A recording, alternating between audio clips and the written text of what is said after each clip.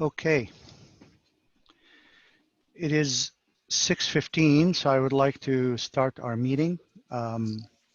Just a reminder to everybody that the meeting is being recorded, and this recording will be posted on our website to a link to our YouTube channel. I want to welcome everybody to the meeting. And like all previous meetings, I think for a little while, we're going to go through the meeting procedure so that those in the room who are not familiar with how to participate in this virtual meeting, they have a clear understanding of it. So let me go through that process. I hope everybody can see the presentation slides that I have. So this meeting, like all other neighborhood council meetings, it is open to the public via the web or over the phone. Board members only appear on the screen, but we also have our DUN neighborhood NEA, your neighborhood empowerment advocate with us as well. All public attendees are on audio only.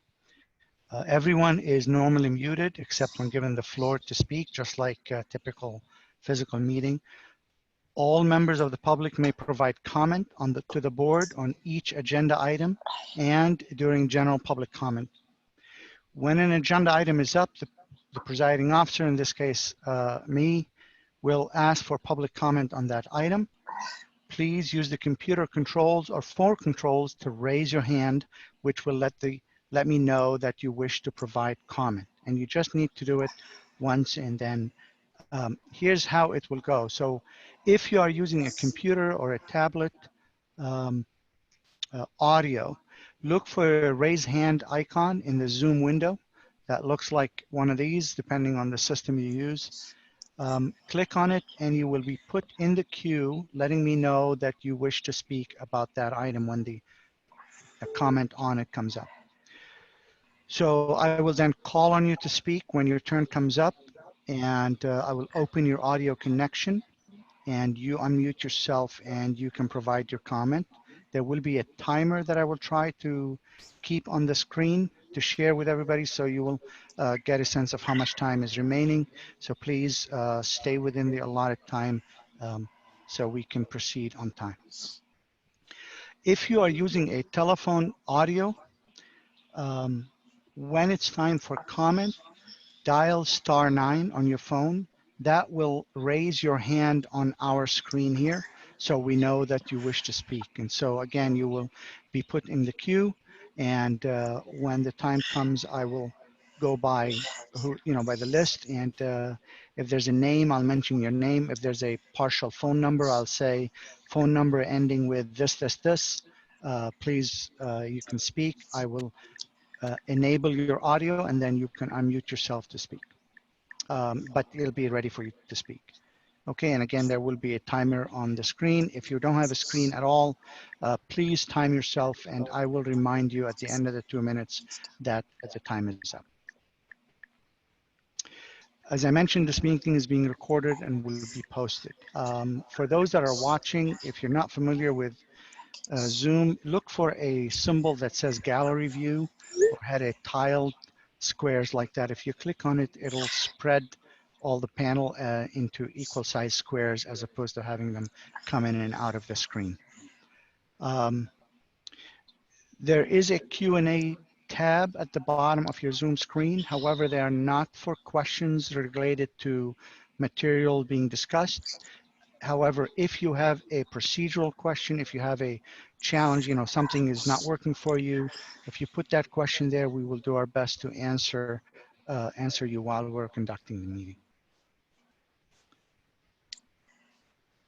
Okay, so with that, before I start, any procedural questions from the attendees in the room?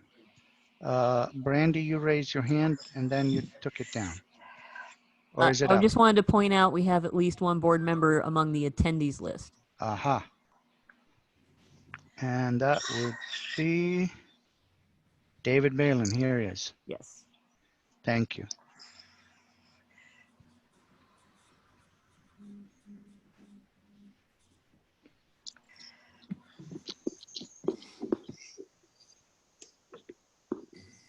Isam, can you Dave. hear me? Just a second. David, can you hear us? I'm in. Thank you very much. Okay, no problem. Yes, Becky. I'm on my cell phone and I've lost all visuals. Do you know what I should do? Is your, well, my suggestion is to call back in. I have no idea, another way to. Okay, I'm going to call say. back in just so you know. Okay. Isam, through the phone, if you go through the Zoom app, you can be video and audio. But I appreciate that, but yeah, I can't spend the time on that now. So let us proceed. So with that, if no other questions, Gabe, would you please call the roll? Sure. Brandy. Yep. Is that a yes? Okay, Hassan? Here. David Balin? Yes. Jason? Here. Miran? Here. Becky? Yes, here. Thank you. David Lasher? Here. Lori? Here. Assad? I didn't hear you. There you're, I see you. Assad? yes, Perfect. Gabriel here, Isam, Here. and we have a quorum.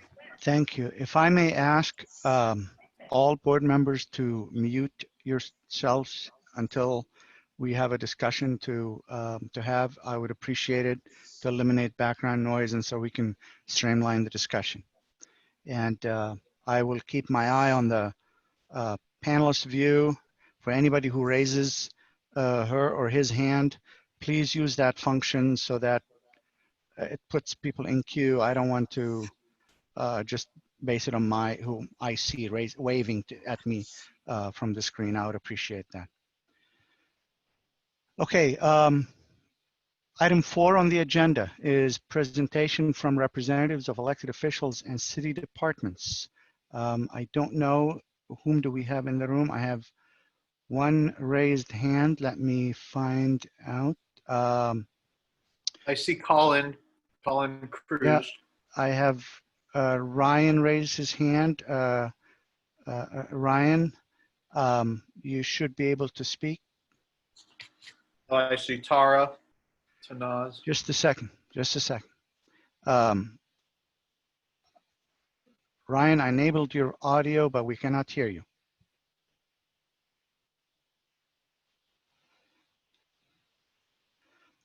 Okay, Ryan took his hand down, I assume. Okay. Tara?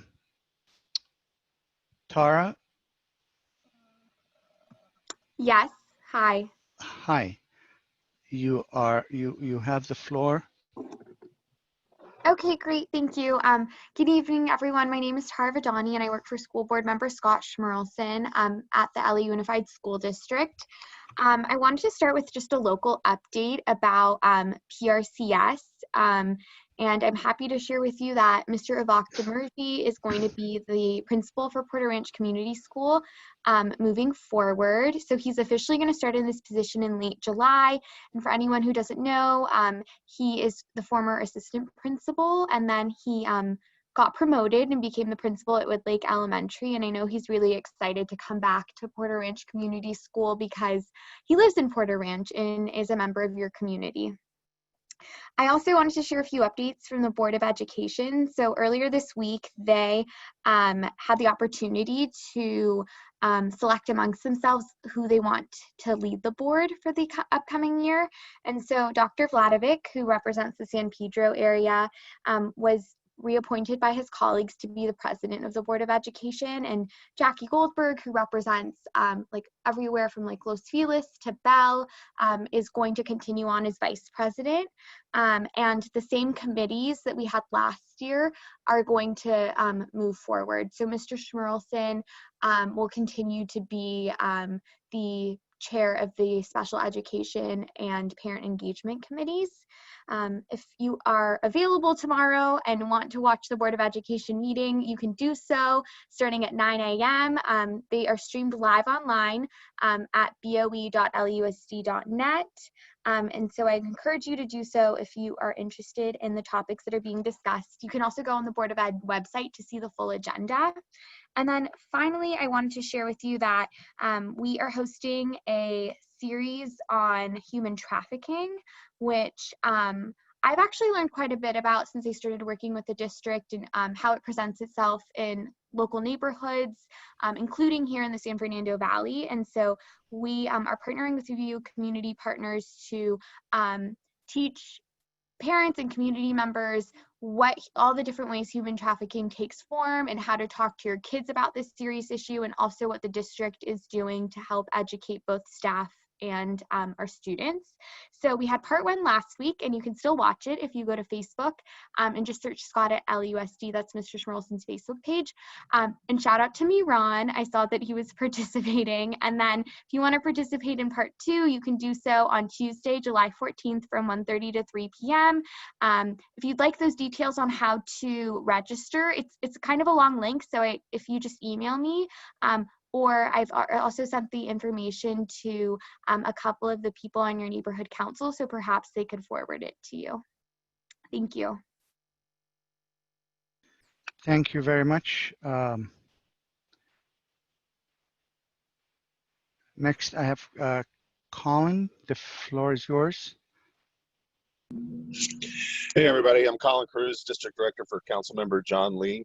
I've got a couple of updates for you. The council has recently created the COVID-19 Emergency Renters Relief Program. The council's allocated $100 million of the COVID-19 federal relief funds to provide rental assistance to Angelenos.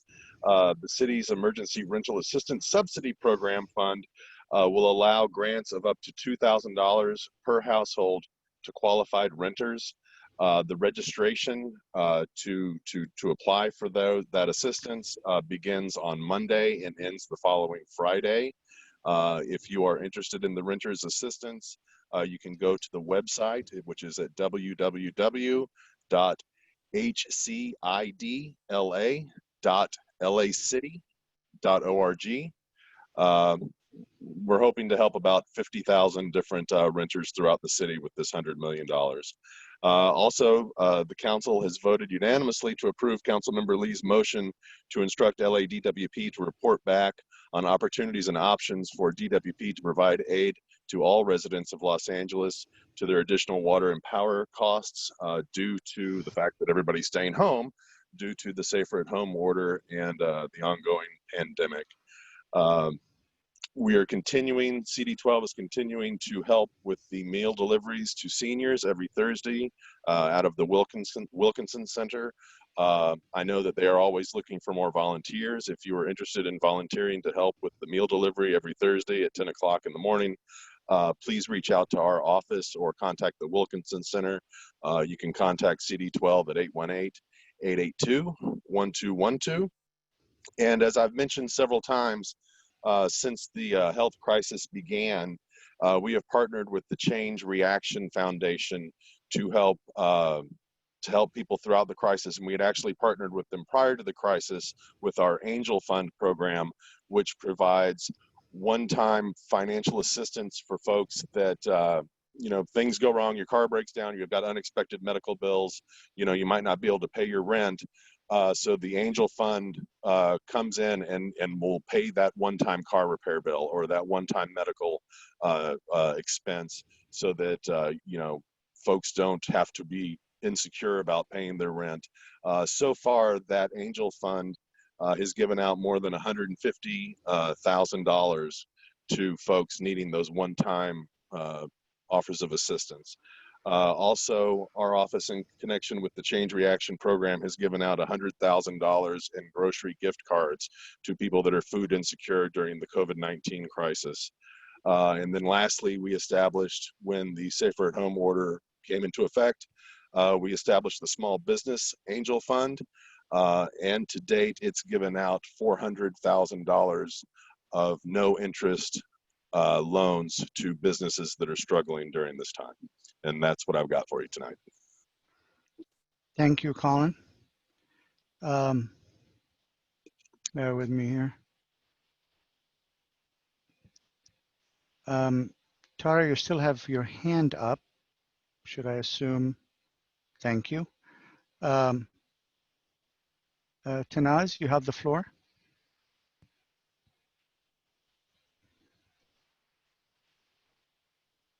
Tanaz? Yes, hi. Sorry. Can you hear me now? Yes. Great. Hi, everyone. Again, this is Tanaz Gulshan, Mayor's Senior Area Rep, and I cover the West Valley. I've also been covering West LA for the last 4 months, so things have been crazy on my end, so I'm sorry I missed, I think, last month's meeting. As you can imagine, I have a whole load of neighborhood council meetings. But happy to be here today. Thank you, Issam. Just a couple things. There isn't too much. I'm glad Colin mentioned the Renters Relief Fund, but one thing I want to mention is the census. You guys, please fill out your census. It's been extended, I think, till October, I think. I could be wrong, but please fill out your census. It's really important. The numbers are low right now.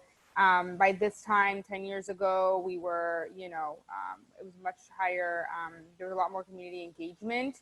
And again, the census really determines funding, it determines congressional seats, it determines, it's a lot of things. It's super important. So please fill out the census. We need more people to do that. And then I'm sure you guys heard right now, the county has ordered no indoor dining. And so we are the mayor's office is working closely with the community and with DOT in building and safety in doing a program called Al Fresco, which supports restaurants and food trucks and vendors to do more outdoor dining. So it allows them to expand to places like the parking lot next door that they may not have used before, or the sidewalk if they hadn't used it, or even parts of the parklets, they're called. So parking spaces in front of the restaurants, things like that, just whatever ways we can support them in increasing their capacity outdoors. And so if you know any restaurants or anyone interested, please have them just Google, mayor's office or coronavirus.lacity.org/alfresco.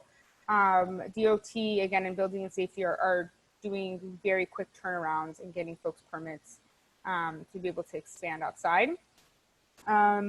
And then LA DOT enforcement, the moratorium has been extended, in case you didn't hear that. It was supposed to get lifted on July 6th, but because of the stay-home order still in effect, it'll most likely go to August 1st, excuse me. At that point, they may extend it again, but as of right now, they'll extend it to the 1st. And so there's still no ticketing in residential areas on days where there's street cleaning and things like that. And then I think lastly, this isn't so much for Porter Ranch, but just so you guys know, the San Fernando Valley got its first ABH, its first bridge home was open in North Hollywood in CD2. And so 85 folks are going to be moving indoors and living there. CD2 is opening up another one soon. And I know probably the closest one to us that will be opening in the near future is in CD3 in Canoga Park. But just so you guys know, San Fernando Valley did open its first ABH shelter, with a few more coming online soon. And that's really it. You can continue to get tested at coronavirus.lacity.org/testing. Please just note that the sites have been very inundated recently. A lot of people have been trying to make appointments, and because the city sites were closed during July 4th weekend, it's been quite backed up and people are having a hard time making an appointment. But please, if you're trying to make an appointment, please continue to try. Again, you can go through the city or the county sites. And again, it may be a little bit frustrating at first, but please continue to try because there will be appointments available, and we are asking that folks get tested. Again, it's most important if you are symptomatic or have been in an area or exposed to someone, or if you're working you go to work, those are the folks that really should be getting tested, but you can also get tested if you're asymptomatic. And that's it for now, I believe. For all things coronavirus, you can still go to coronavirus.lacity.org to just hear updates and announcements. And the mayor is continuing to do his 5:15 briefings on Facebook sporadically, so it's not every night. I'm sure you guys know he had one tonight, and just really emphasized the renters relief fund and testing. Thank you. Sorry if I went a little long. No, just a second. Okay, I have 3 hands raised from the board and public hands. I did not intend to. I intended to just get an update from the representatives, not to go into a lot of Q&A. I hope that's okay because we got to stay on schedule. Will you accommodate that? Asking me, or you're asking? I'm hands are raised? asking the board. I had a follow-up question to something Tanaz said. Just a clarification on what she said. Okay, then you know what? Then I need to go down this list of board members. Thank you. Becky, go ahead.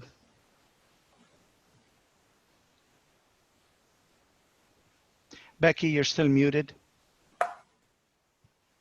Okay, thank you. The cell phone's a whole new learning curve, but it's a good educational experience. I just wanted to ask Colin Cruz a question. PALS, Police Athletic Youth Supporters, the Devonshire Division supports, I understand, are giving out 800 meals per day. Is he aware of that? Is that still continuing? That's my question. I don't know if he's still with us, though. Just 1 second. Let me try to find him. I don't see him. Okay. Colin, are you there? If you raise your hand.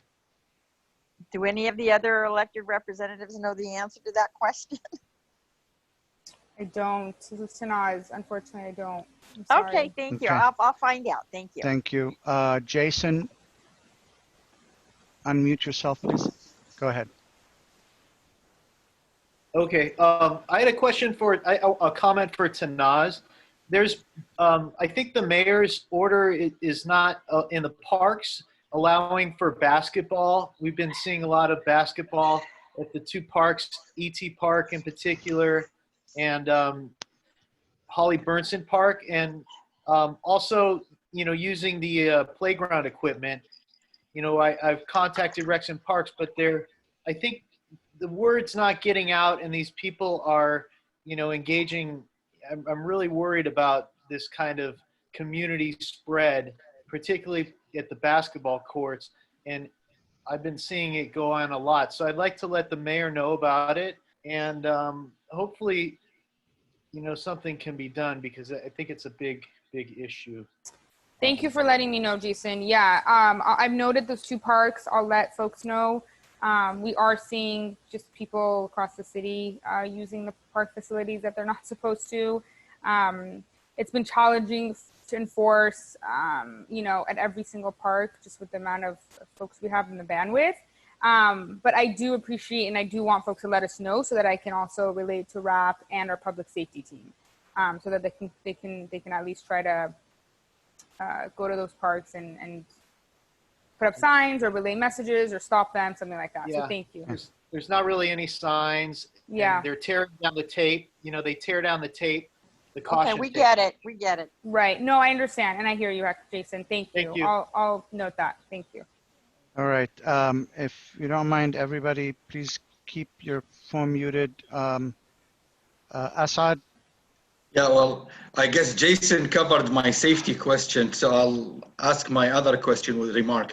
In regards to a bridge home, so at this stage, just to confirm, Tanaz, CD12, we don't have a location yet for the bridge home program, right? Correct. Okay. All right. And thank you. Thank you. Thank you, guys. Just a second, Tanaz, you're not off the hook yet. Oh. Gabe, you have a question. Go ahead. Yeah, this is not for Tanaz. This is for Tara, actually. Can we get a real quick update of fall semester? We're hearing a lot of hearsay, so many sides of the story, and I want to see Scott's point of what we're going to do next semester, fall semester, for elementary, junior high, etc. Are the schools going to be operating 50-50? Are they going to be open full time, or still completely unknown? We don't know yet. Tara, you can speak. You're unmuted. Great. Gabriel, that's a great question.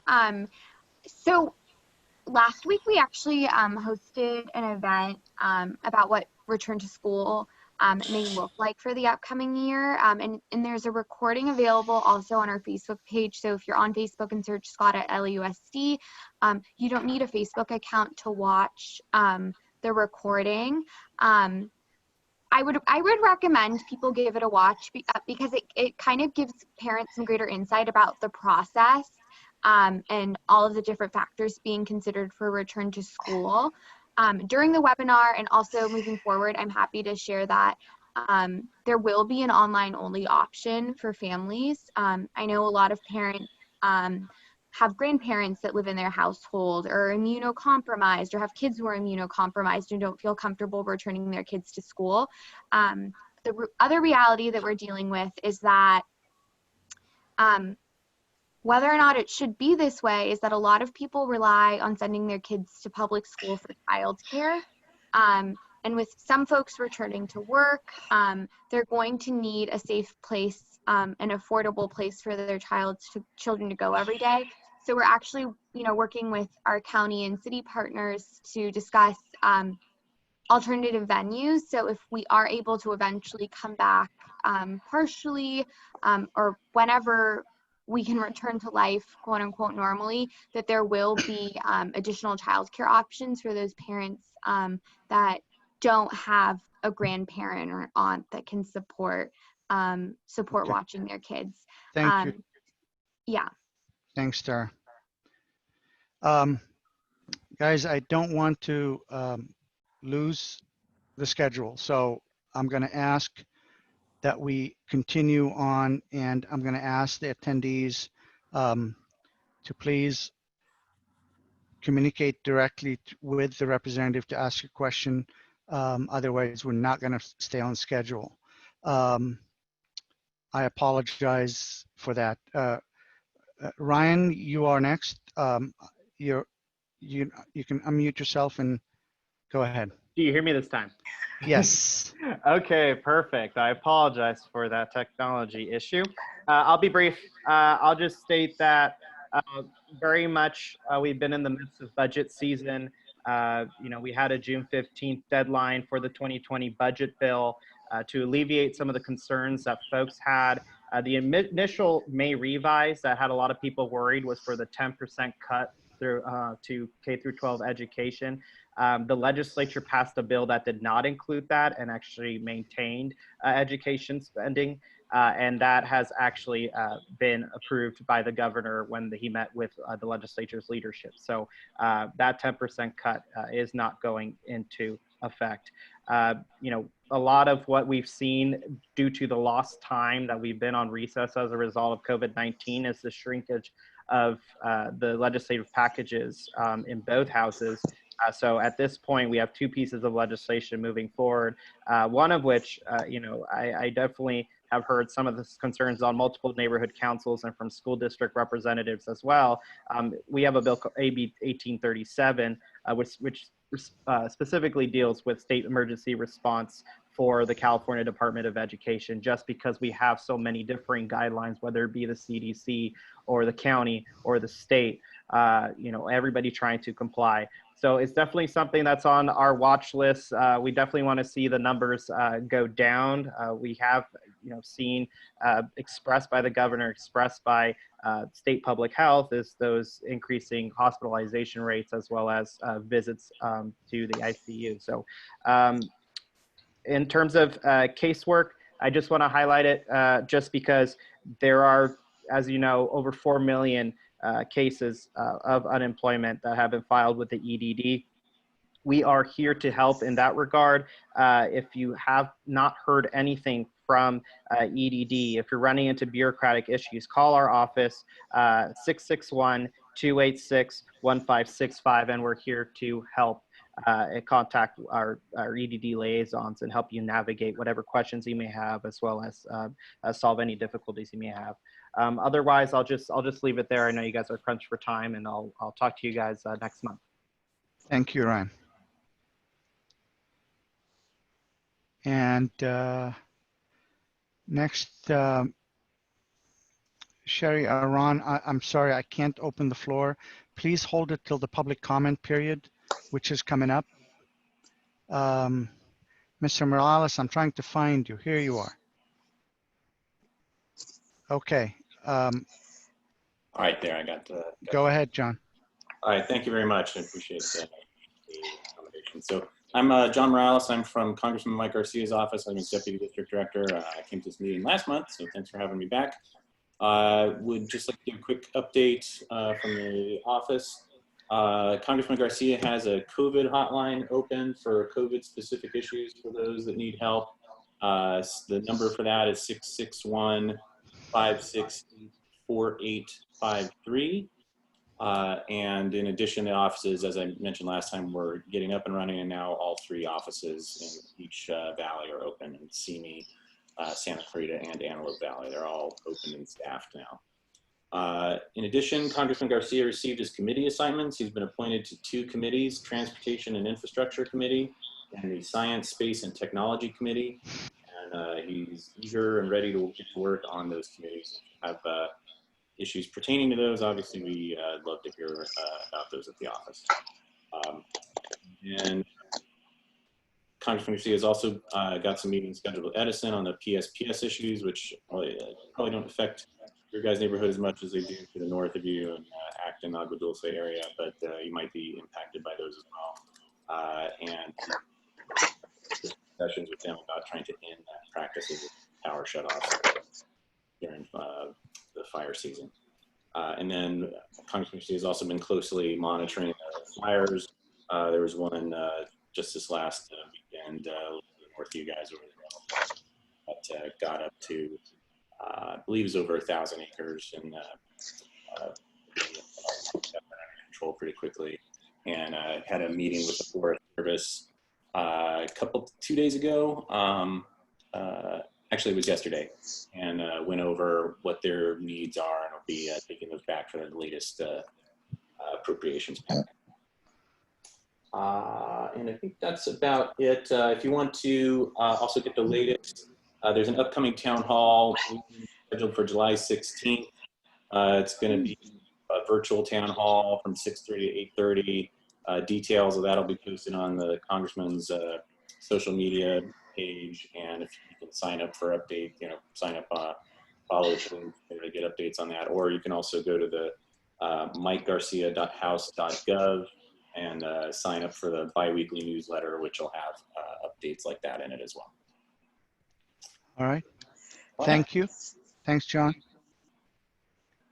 And Ron, I'm sorry, I know you have your hand up, but if you can hold it till the public comment period, I apologize.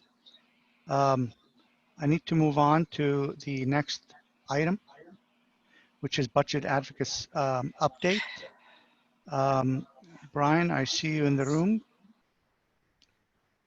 The floor is open for you. Can you hear me? Yes. Okay. I'll make it very quick. The first thing I want to thank both Jason and David for attending one of the elections recently. And the only real information with regards to the budget advocates is that we have started a new year. We have had elections. We do have a new slate of officers, and we are ready to rock and roll. The need that we have is to get as many people as possible to work with us. That means budget reps from various regions, and I know that we have 3 or 4 budget reps in Region 2 that I would love to see there, David and Jason being 2 of them. And we're looking for any input we can from the public and the NCs with regards to concerns over the budget. As we know, the budget is going to be blown one way or the other, simply because of, if for no other reason than COVID. and the lack of revenues that are coming in, which no one knows what that is at the moment.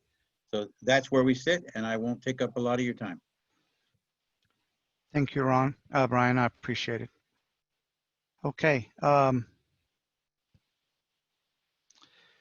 Next item is the public comment or items not on the agenda and within the purview of the board.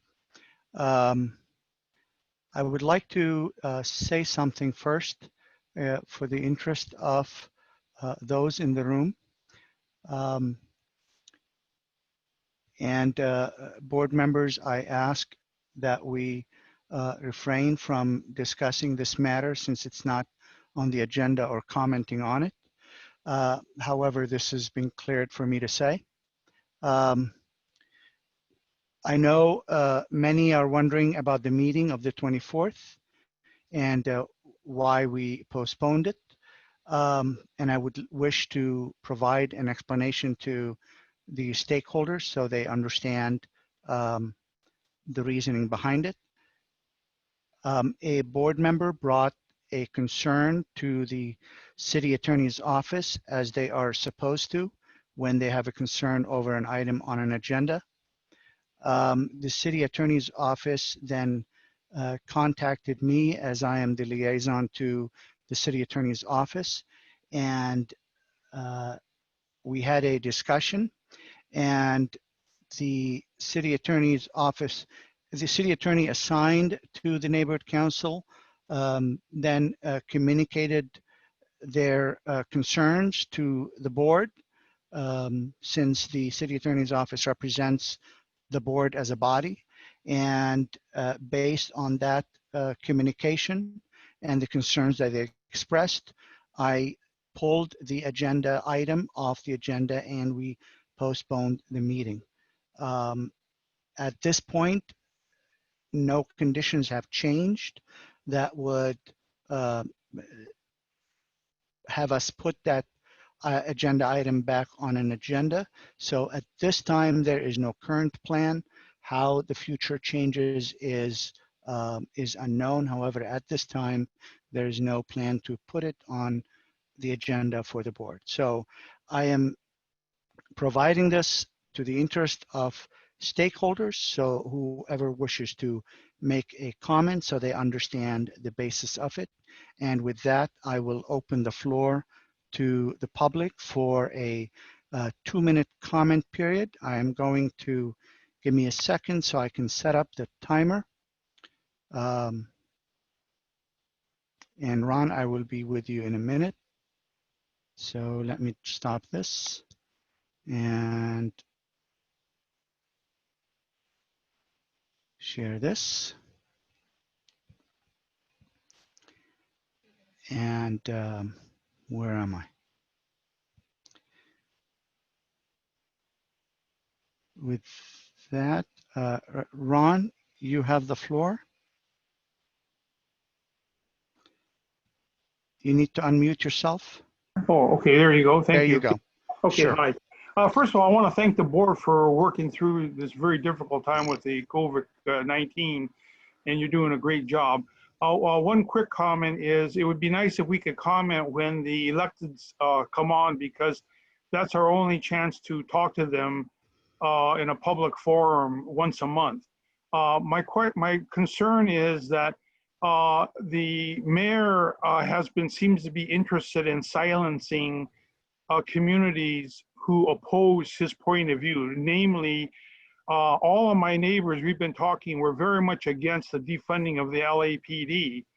And the mayor and the city council have chosen to not discuss it with us and just go off and make decisions and in a vacuum what they want to do. And I think that's very inappropriate. Also, there's grant monies and other things out there like transportation, street repairs, signal changes, that type of thing that are not being done. And I would appreciate the mayor and the city council representative to come to the meeting and say what they've done for the Porter Ranch area. A lot of what they talk about are, they talk in generalities or something that's happening in some other area and not specific to our area. I think, for example, the mayor said he talked to Elon Musk about the Hyperloop. What happened with that?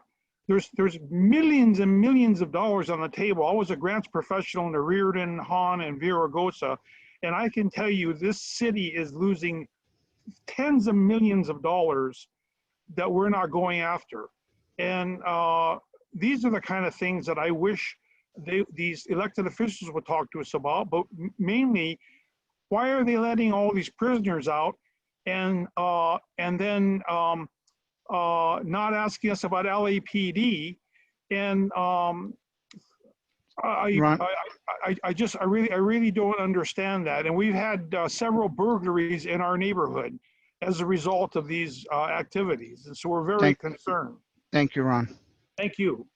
And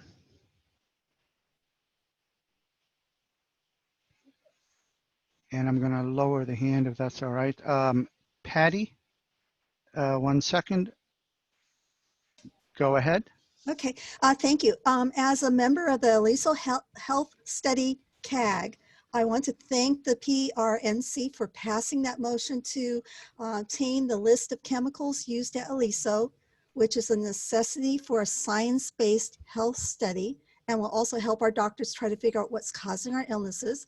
And thanks to everyone who signed our petition, which tells Supervisor Barger that the community feels this is imperative. If you haven't seen it, just Google for Aliso petition and chemicals. It's on change.org. We have now over 1,600, but we need a lot more people. And our next CAG meeting is on Monday, July 27th at 4 to 6 p.m. on Microsoft Teams. And we have a special CAG Scientific Oversight Committee meeting on Tuesday, July 28th, 10:30 a.m. to 12:30 on WebEx. And the public is welcome and you can make comments there. And the town hall is still TBD, maybe in August. We have a drone flyover tomorrow morning to take photos and video for a video that we want to show the SOC, showing how far different locations, schools and parks are from the gas company. So if you see a drone flying overhead, just wave. Anyway, that's my update. Thank you very much. Thank you, Patty.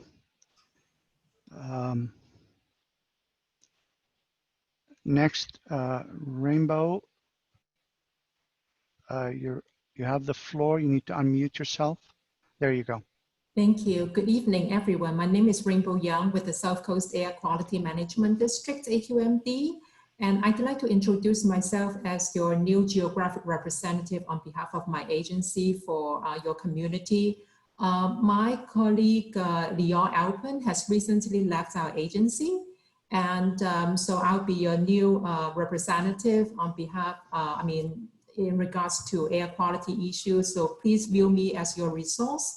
My number is area code 909-396-3373, and my email address is ryeung@aqmd.gov. I'm going to write it down in the Q&A section here.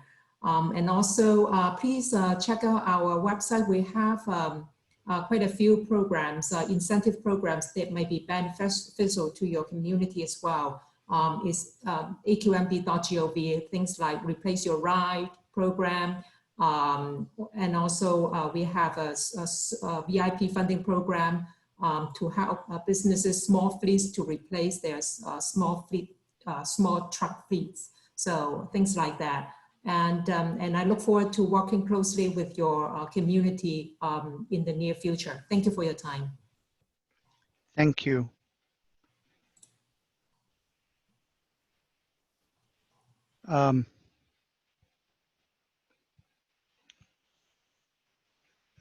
Serene, if you unmute yourself, there you go.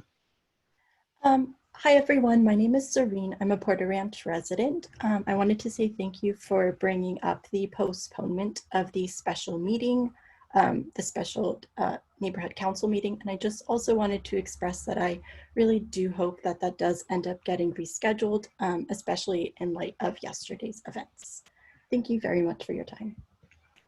Thank you.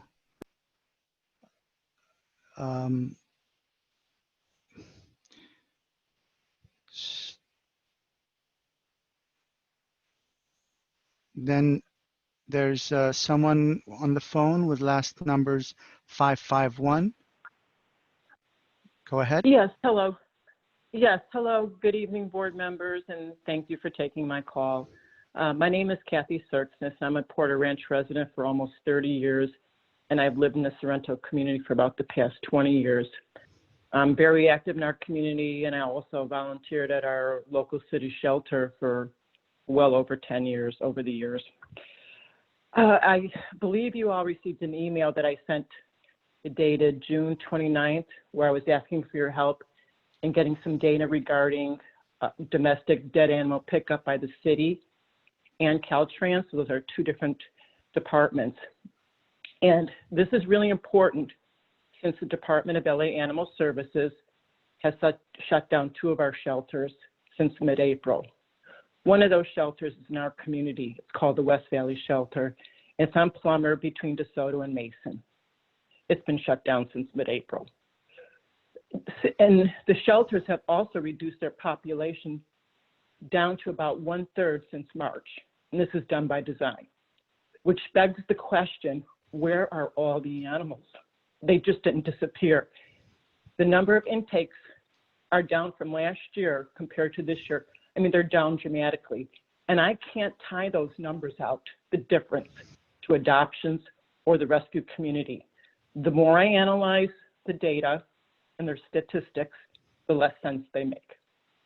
It may be because many of the animals were left on the streets and unfortunately met with their demise. I am begging you to please help us get this important information. There are many, many concerned citizens in the city and the Northwest San Fernando Valley, as evident by what's going on Facebook. So please, if you can help me get this through, I've been having a problem getting the data. I don't know if this involves a CPRA request, which I'm familiar with, but we need to get answers to these questions. Where are the animals? Our shelter is shut down in our community and have no clue when or if it's going to reopen. And I don't know. Let me suggest, and again, if you don't mind, if you can send the email again to board@prnc.org, I'm sorry, board@prnc.org, and we will reply to you. That is our job. Isam, we have the email and we're working on it. We're working on it. We will let her know that if we have not let her know that yet. Okay. Thank you, though. Okay, I'll resend it. Thank you very much, and have a good evening, everyone. Thank you, you too. Okay. Can you repeat her name? She did not give her name, and we don't need to have her name for the record, but she can send us an email. Next, Ms. Cho, you have the floor. Hi, thank you for letting me participate. I just wanted to second the comments made by Serene, and I think it's really important for us to get the item back on the agenda, and especially with the events of yesterday. And I think that many of us would like to get more information, and I think it's critical for us to know when it will be on the agenda. So I just wanted to add my comments to it. Thank you very much. Thank you. Let me, one quick second. Sherry, you have the floor. You can unmute yourself. Thank you. And thank you, Porter Ranch Neighborhood Council. We love you and love what you do, and I wish I were there. Any case, the reason I was having a burning question is because I read in the LA Times and heard on social media that Scott Schmerelson fought vehemently in a recent last week board meeting that the school board was asked to reduce the school police by 1/3 or 30%, something like that. And it was like a 4-3 vote in favor of defunding, partially defunding the school police. And I wanted to ask Tara that question because it's so important. I second Gabriel's question about how everybody with school-age children K through 12, we're all wondering what is the school day going to look like? We all work, we have daycare issues, we have transporting children to and from school issues. These are burning questions. I can't wait till the day before school to find stuff like that out. My kids don't drive. And then number two, there's serious problems with security and high school level children with drugs and tax and, you know, all kinds of things in the high school age group. And when you defund school police by a third and you don't have a game plan and you don't have community input, safety committees of every single neighborhood council in this valley, I'm going to bring that up at Bank too, should start getting parental input and have a plan on when chaos breaks out on some of these schools where there's problems already, when there's a full force of policing. And I don't mean cops, but I mean campus security guards. So the safety of our children, the children are our future. You know, I don't care about John Lee or any of the other business right now. I care about me and my kids and the taxes I pay and how it is spent to keep my way of life and my family safe. So that's why I had a burning question for Schmerelson's office, and I'll call him direct. Thank you. Thank you.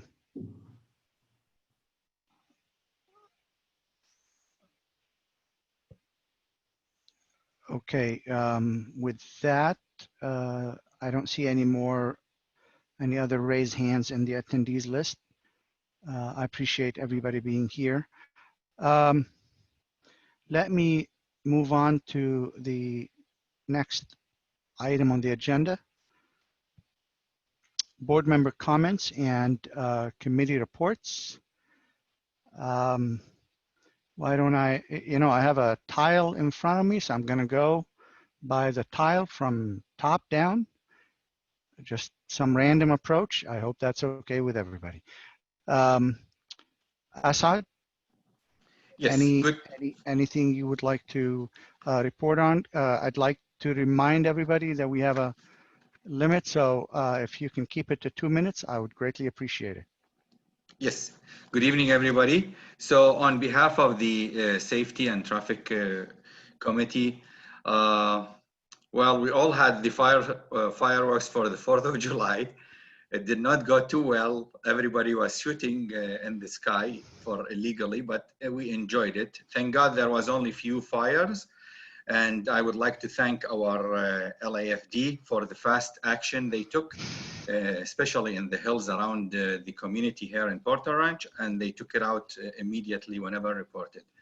The parks, I've been diligently calling, and Gabriel and David assist me, and this is part of what the safety committee doing, and we reach out every day and every other day to the park ranger, to CD12, because we see a lot of the sports activities ongoing without any disregard to the safety, the 6 feet or even wearing mask and all that. And it's going from early morning, evening through late night. So the captain at Devonshire is also aware of that, and we're trying to find a resolution because it's becoming really a big hazard for the safety committee. Be on the watch for, somehow we noticed increased level of coyotes on Mason for one reason or another, but I would like to let the communities around those to know. Also to remind everybody, to remind all their friends and family, masks is an important item that we have all to learn to wear at all times when we're around other people, for our safety, for community safety. Also, I would like to thank LAPD Devonshire for their increased patrols. We had some increased burglaries. We have a lot of car break-ins, and really people forget to lock the cars, and then people just, these burglars open the door and grab it and leave. With that, be safe, and thank you. Thank you. If you can please mute yourself, and Jason, go ahead. All right. I'll just, I just have a comment, and then I'll talk about the committee. We had our meeting, but, you know, I'd like to see us do a virtual town hall like we were talking about before with the wildfires. Remember, we were planning on having that before, and we didn't have it. I think it's very important, and it's a great educational opportunity to, get the community thinking and not thinking about COVID, and maybe thinking about clearing their brush and learning. We can make it educational. I think it'd be a great idea. And I noticed Mr. Morales was mentioning fires from Mike Garcia's office, so that's a good potential partner. Miran and I were on the Forest Advisory Committee meeting, and there's a lot of really good information on that meeting. They currently don't have a CD12 rep right now, which is unfortunate. But these meetings are very informative, and we're getting a handle on what's going on with the Urban Forestry Department and other departments with the city, and how we can bring resources to us here in Porter Ranch. The beautification meeting went well. We talked about our planning for what the committee would like to do for improvement projects, things like that. We voted and agreed that we would focus on a similar project like we did before with the dead tree removals from the parks. We voted to do that. So we're working on setting up meetings right now and looking at the parks and figuring out exactly what we could do. And then we got the cleanup motion, which we have on the agenda today, but we also voted and agreed to try and do a cleanup when we can and see if the city can approve that. So that's pretty much the wrap up on the meeting. I'm looking forward to talking about the retreat. So thank you so much. Okay, thank you. Gabe, you need to unmute yourself. There we go. Two things quickly. First of all, I want to congratulate Avak for being the new principal. I know a lot of people were very excited for that. My second thing is, as fires and protests and threats increase in Porter Ranch, I would say if you see something on Twitter, Facebook, any social media, say something. If you don't say something, nobody can take action. So if you see anything that's a potential threat, I suggest emailing the Porter Ranch Neighborhood Council so the safety committee can take some kind of action. That'll be it. All right, thank you. Lori, please unmute yourself. There you go. Good evening, everyone. I have not had an outreach meeting recently, but I probably will have one coming in early August. The point of that meeting will be to discuss what other items we can do or other things we can do, like we've tried to reach out to the elderly and folks that might need help. I would like to try to get a group together to maybe do the same thing for the restaurants and small businesses in this neighborhood, and try to find out if there's any representatives of those businesses that would like to speak on how this has impacted them. We know that there is no dining inside restaurants at this point, but I'd like to know if there's anything else we can do to help them out. So I'll probably schedule that early August. At this point in time, I don't have anything else to add other than we're supposed to do a budget retreat soon, and I'll defer that to Isam and Jason. Maybe you can think about the approach that Jason laid out, maybe having a town hall about these issues as opposed to a committee meeting. Mm-hmm. Feel free to Sounds good. think about that. Okay, thank you. If you can mute yourself, and then Becky, you're next. You need to unmute yourself. Oops. Yeah, got there it? you go. Yes. Okay. I have a couple of things. First of all, the fireworks on the 4th of July and the month preceding it. I have animals, and they were devastated, and they still are exhibiting a lot of anxiety due to all of the activity. I thought I was at Disneyland for a whole month, and it wasn't a pretty sight for my animals. I just wanted to stress that. Have there been committee meetings or virtual committee meetings other than what Jason is talking about? No, there would be announced just like any other meeting. Okay, so these decisions are being made just by the board. They're not being made with community input and all of that. I just wanted to ask that. The other thing is, you know, we have to really address the youth issue. These kids need something to do. They're going to parks. They're just looking to do something. And I had 8 of them at my house last night clearing my hill who were 19 years old, and it was awesome. They are bored to death. And then talking about the crime, being that I was CPAB co-chair citywide, the second year that it was created, the crimes, some of the crimes that we're talking about are repressible crimes. They're repressible crimes where you can park your car, lock it, don't leave anything in your car, and nothing will be broken to steal it, and they won't break in your car. And I know I've been looking at the crime stats, and it seems that the repressible crimes are on the upbeat. So I think we need to educate Porter Ranch on how to prevent people and making those crimes happen here, and so that they're not attracted to Porter Ranch. And that's it. Thank you.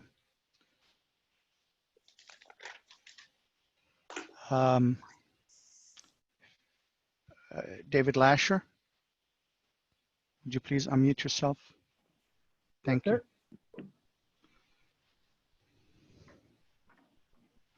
Go ahead, David. What did you want me to speak to? Any comment you have, or no comment? No, no comment for tonight. I'm fine. Thank you very much. Thank you. We're on a number of subjects we're all engaged in, and that's the Wilbur issue with the light is important to me, but okay. Fine, thank you. We'll get to that hopefully on time. If David Balin, the floor is yours. Good evening, everybody. Glad to see everybody attending tonight. We've got a really nice group of people. I appreciate everybody attending. It's kind of been slow go for the development side. Getting back, we're not really getting a lot of feedback from Toll Brothers, but I had stopped up there and I'd spoken to some of the sales offices, and they are selling. So we've got a big sale going on. Matter of fact, just in the last month, I think they've sold a little over 35 units, which is really good.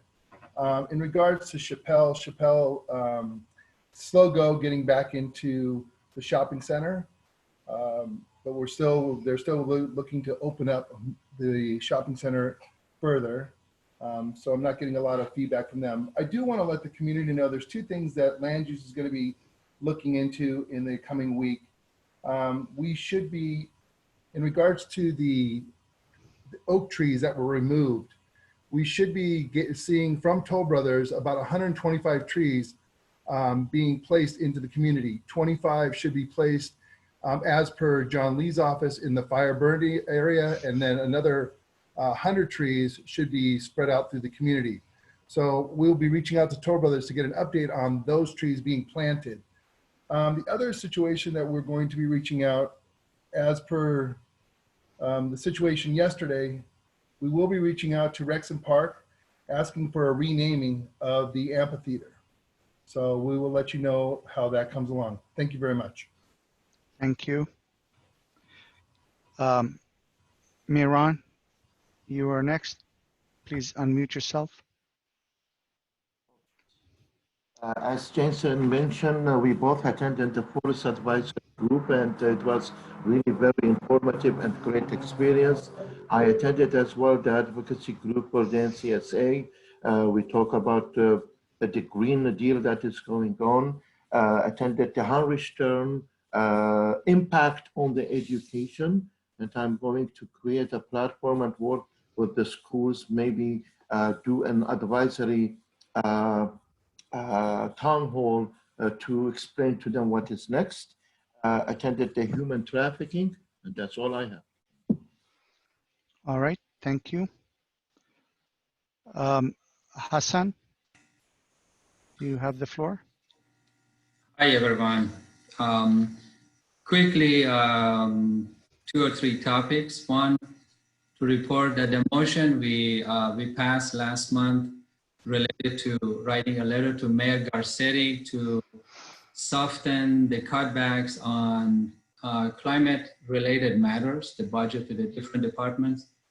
Apparently it worked because us at Porter Ranch Neighborhood Council and several others put a letter, and they took this into consideration. And fortunately, the blow to the budget in those departments wasn't as bad as previously had been promised. So there was a little bit of sign of relief there. So we are good on that. Thanks for everyone who supported the motion, and I think we did some good work there. The sustainability committee has not met, but will meet soon.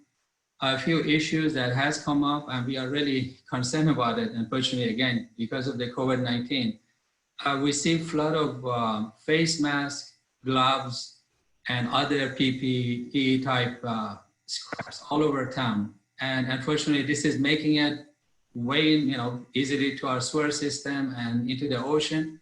These are exactly the things we didn't want to see, and we were making improvements, and now we are back to some of the old days, even worse, unfortunately, because we didn't have it. To add to that, the plastic bags are also back in the supermarkets, and they're easily giving it away. And some of them, for a time at least, they stopped allowing the plastic bags to your own to be brought back in for reusable ones. So we're going to discuss that hopefully soon. And just quickly, there was a meeting with NC Advisory Group, and they're talking about 4 topics: water, tree, solar guide, and EV. And those guides are being drafted right now. So a lot of good work is going on virtually. Unfortunately, we haven't been in person, but right. Someday we'll be. Thank you. Thank you. Thank you. And, Freddie, you never raised your hand, and I didn't think to ask you, so I'll ask you now. Is there anything you'd like to say?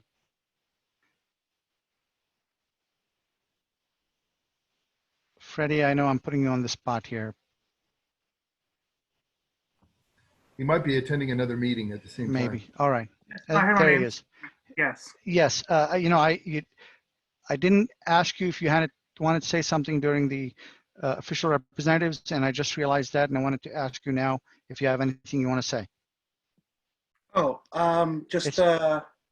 for that portion is that I emailed the whole Porter Ranch Neighborhood Council Board time-sensitive survey as forwarded by our general manager. This is a survey only for board members to complete. Please refer to that email. It just says time-sensitive. You can search it. Okay. And as you know, for the new fiscal year, our department is going through some changes. You'll get more details as to those changes soon.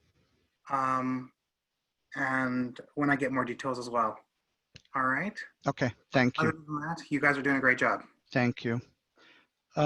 Brandy, I apologize. I did not mean to pass you. I just going down the list. I saw Freddie and I remembered. Please go ahead. No problem. Just making sure you remember I exist. Yeah. So first, I'd like to say I'm in support of Jason's idea of virtual town hall. I think that more information that we can give and more opportunity for our community to speak and hear and deal with Q&As and public officials is good. For that reason, I would also support scheduling our agenda in a way that allows our public members to have more Q&A with their public representatives, as I know a number of people want to do that. Very quickly, before I jumped, literally before I jumped onto this meeting, I was in a meeting with the Valley Disaster Preparedness Fair.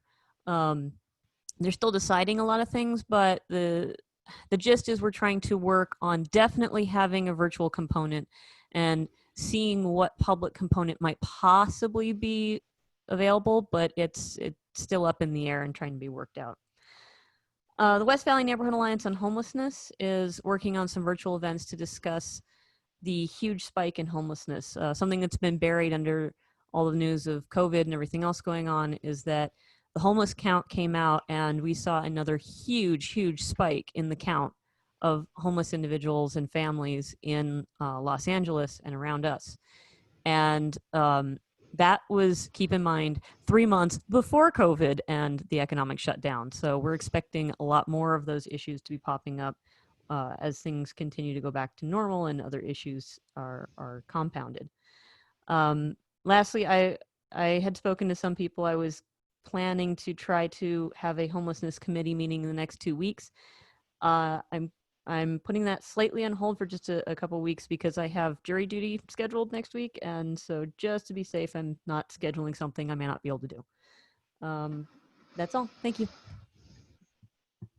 Thank you. I appreciate that. And I think that's everybody. Let me make a couple of comments myself, and I'll time myself as well.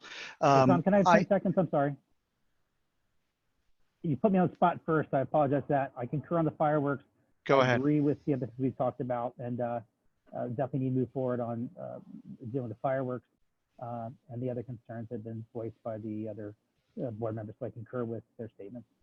Sorry about that. Thank you. No problem. Thank you. So a couple of comments. First, you know, I appreciate the public comments that we have on the Q&A side, and I understand, and I will extend the representatives' time period at the next meeting to be able to open the floor for Q&A to them. Please understand that schedule is a tough thing to keep, and if we have, you know, I don't know if I can allocate an hour and it would still be not enough to accommodate everybody's question. However, I recognize that just updates from them is not satisfactory to many, so I will do a better job opening the floor and allotting more time for that aspect.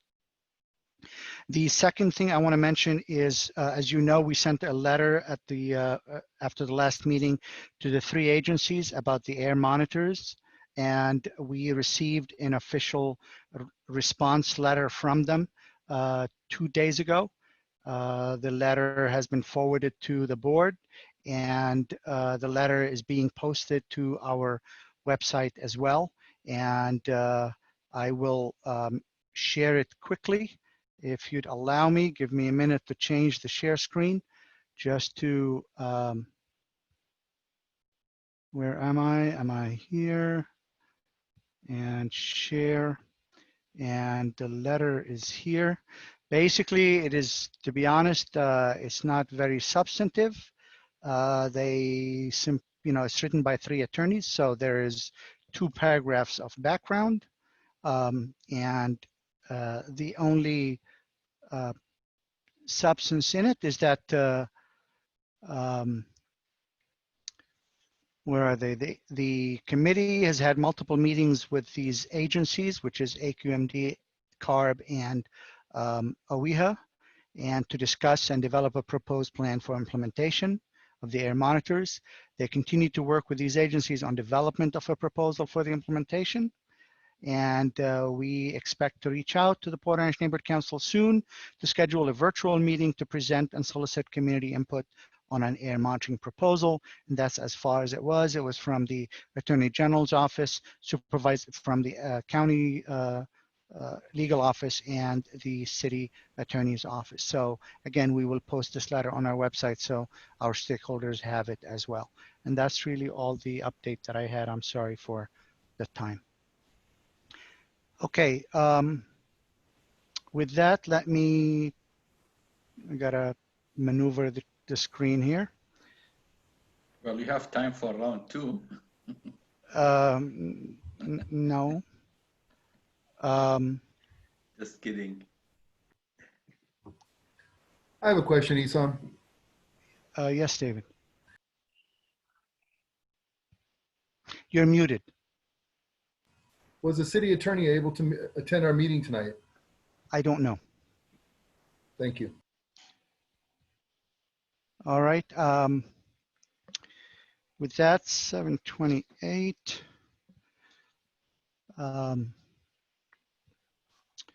If there's any, you know, this is an item on our agenda. For what it's worth, if anybody in the room would like to make a comment on that and the discussion we had, I think it's appropriate since this is the agenda item. So I will open the floor if anybody wishes to make a comment.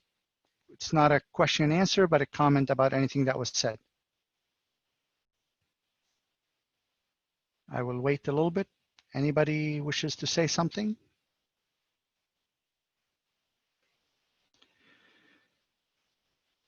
Okay, with that, let me see what is next on it here. We have a 10-minute break scheduled, so let's do that, and I will share the timer again so everybody can see the timer, and please take a 10-minute break if I can make it work. Oh, no. Thank you. All right, with that, we're going to take a 10-minute break. If you can all make sure your mics are muted. Thank you.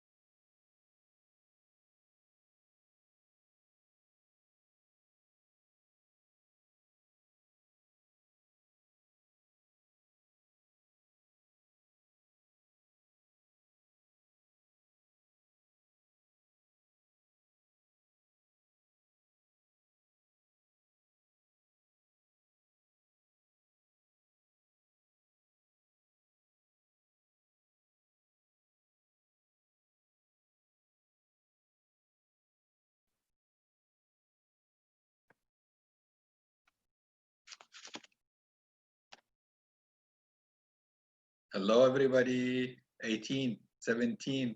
It feels like I'm going for what do you call a new year? Hey, Lori.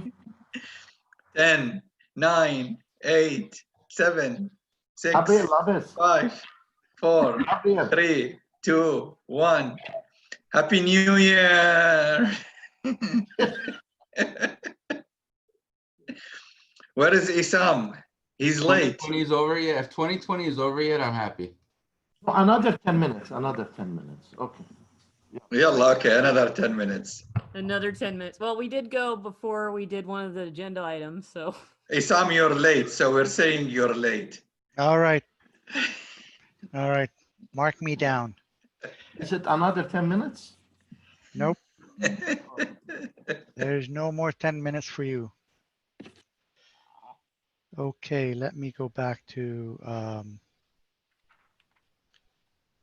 the presentation slides. Share. All right. Welcome back.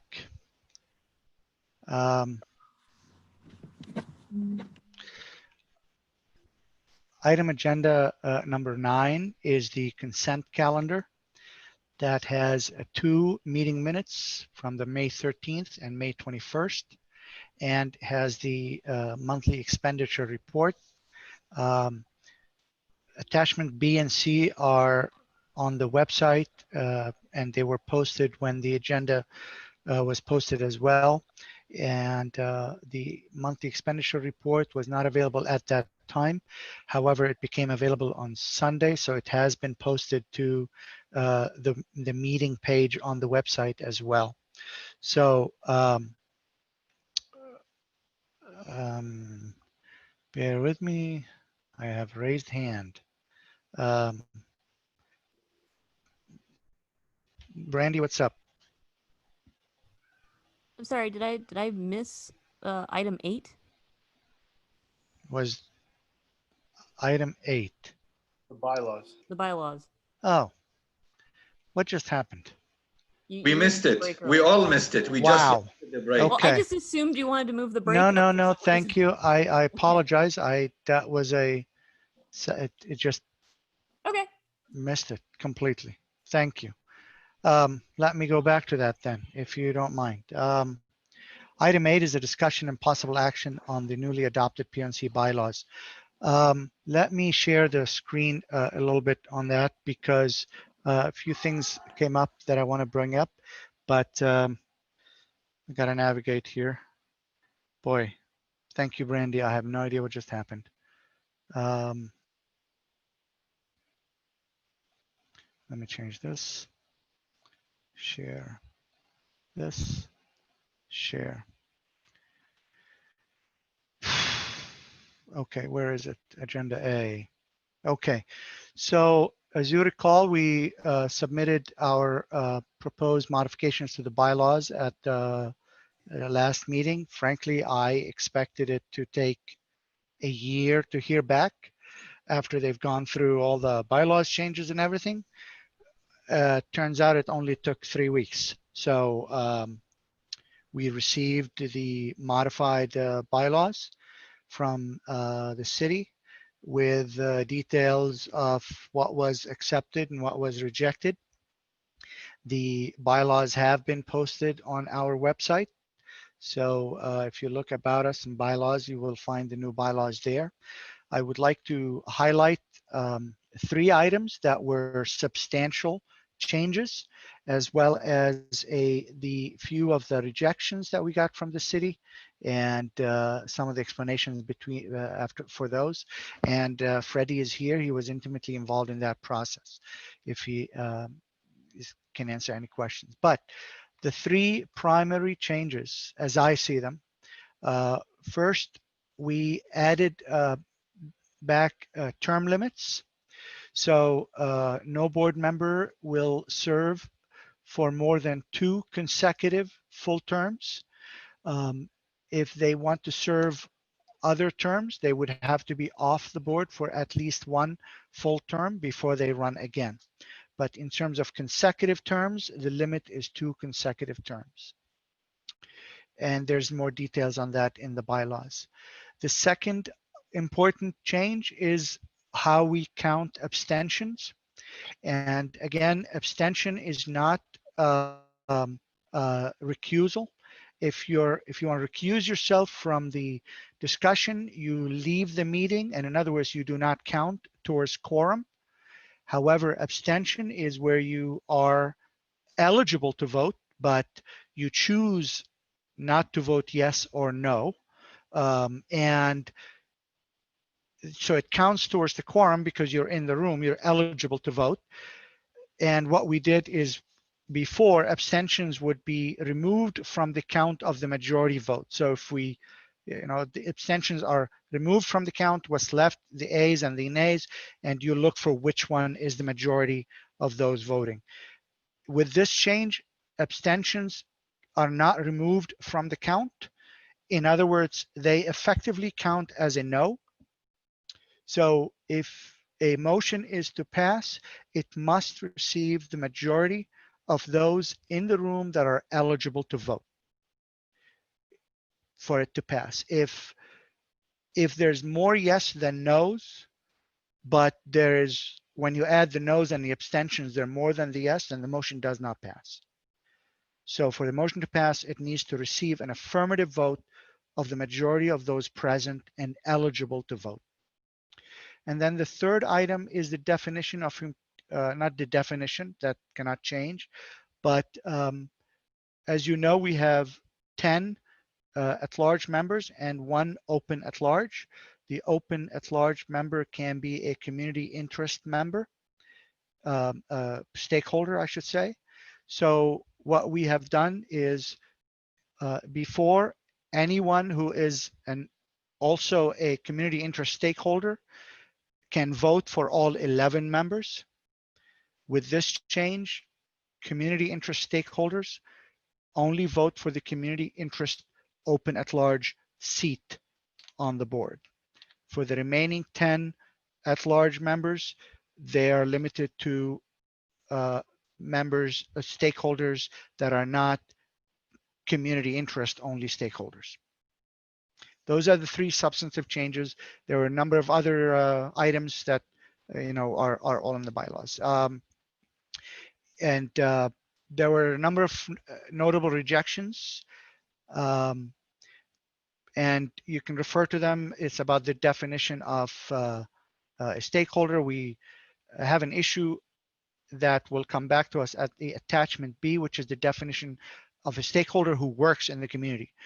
We had a discussion and we decided that just because you work, we don't think that, if you work there for an hour a week and leave, that doesn't qualify as a stakeholder. We thought if there's a business, someone is working at that business, it is that business owner who has the interest in what the community does. And so we wanted to give that, we wanted it to be for the business owner. However, the city rejected the removal of the work definition because that's part of the definition of a stakeholder according to city's charter, and therefore we cannot remove it from that definition. So that is back in. The problem is in the way it's listed in attachment B, it's a bit of a confusing because they just added the word work. They should have added the word works within the boundaries of the Port Orange Neighborhood Council. I know it's implied. I know that everybody assumes that, but it's not stated as such, and therefore I'm a little I wish they did it a little cleaner than that, but that's what it is right now. So, and there are some other ejections. So I'm going to open the floor for board discussion, then public comment, and go from there. I see Gabe has your hand up. Go ahead, please unmute I got yourself. a quick question. I'm not sure if this is for you, probably for Freddie. Based on a new transition with the new term limits, my term expires 2021. Does that mean that 2021, if I run, that'll be considered my first term? Or is this term going to be the first term? Or how is that going to be calculated? Yeah, no, it's clearly stated in the bylaws. It is the term starting at the next election, 2021. So pretty much all of us are at 0. All of us are at 0 right now. Yes. Okay, perfect. Thank you. All right, Becky, you're next. You need to unmute yourself. I'm so sorry. If someone has a child in a play group or rents a U-Haul from somebody in Porter Ranch, do they qualify as a stakeholder? You know what? I can't answer And they that don't question. live in well, because that was the whole point about stakeholders and jobs and all of that. What constitutes a stakeholder? Did we answer the whole question? Or can someone who goes to the YMCA and works out that lives in Reseda, can they get on our board because they work out at the YMCA? That's my question.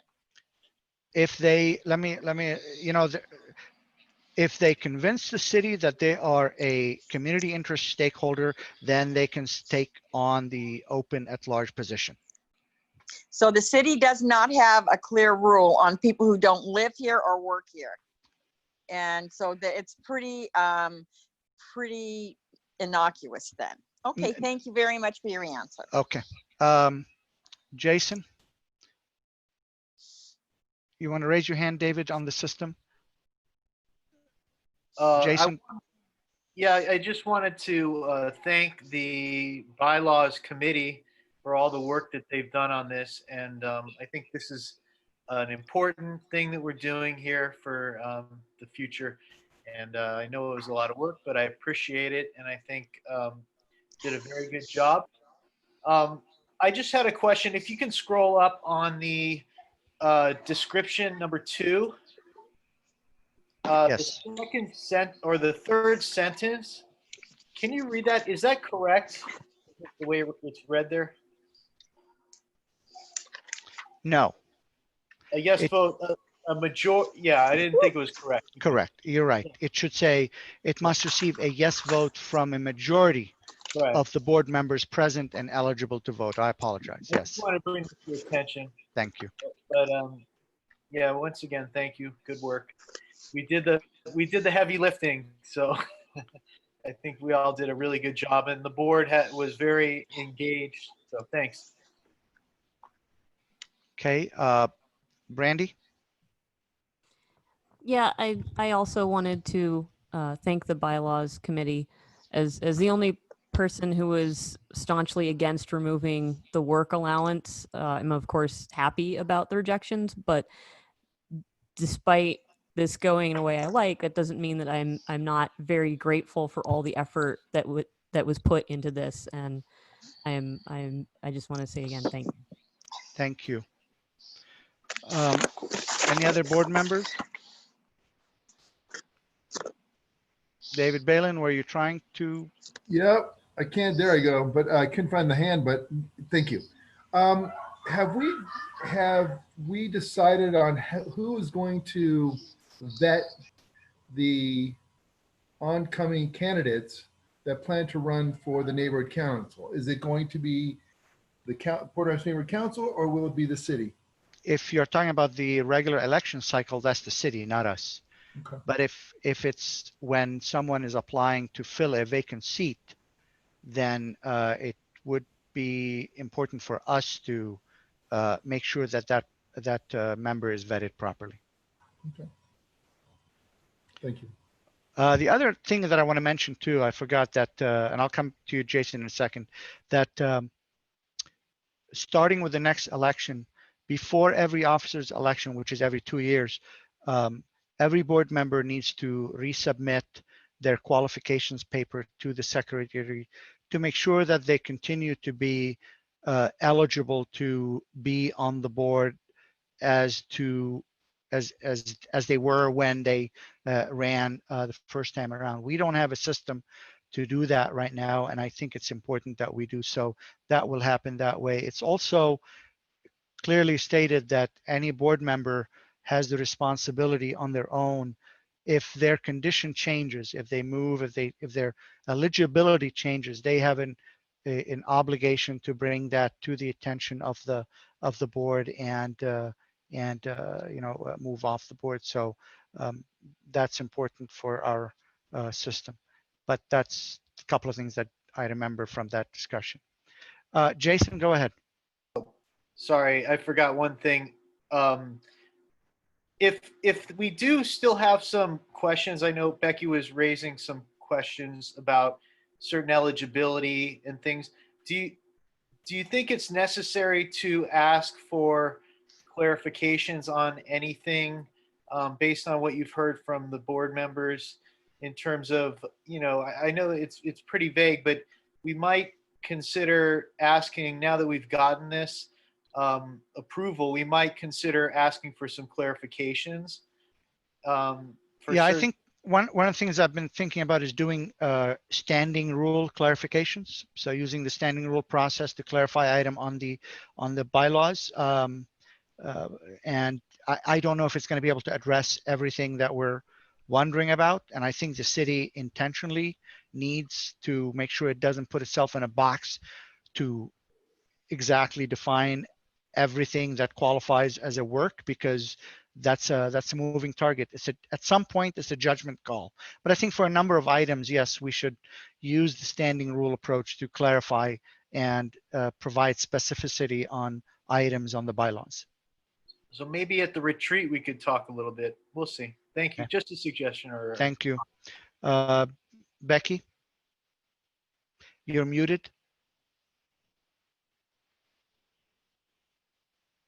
I just want to thank the committee. I did this the last time and took a lot of grief for many years. It's a huge process and a whole lot of work, and I just want to thank everybody who participated. I think you did a great job, and you're to be commended for your great job, and thank you again. That's Thank it. you. Thank you. Assad, go ahead. It's a general question about our bylaws. I should know it, but maybe I don't know it. If, let's say I change home address within the community from one street to the other, is there a form I have to do, or I send an email? I don't know. Ask Dunn. Oh, it's the question to Freddie, really. He's online.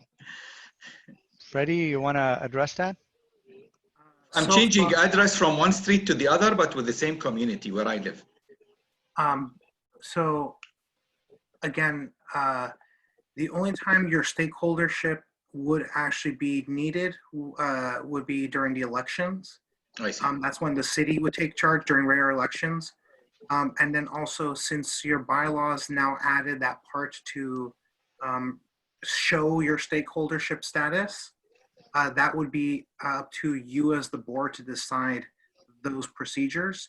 And again, standing rule would be the best way to at least iterate what that process would be like, rather than have it in your bylaws, because again, now that bylaws changes have ended since the deadline was June 5th. The next time it will open will be in 2 years. Okay. So standing rules is where you can quickly make those changes and updates as a board and state those procedures and those specificities. Got it. All right. Thank you. Thank you.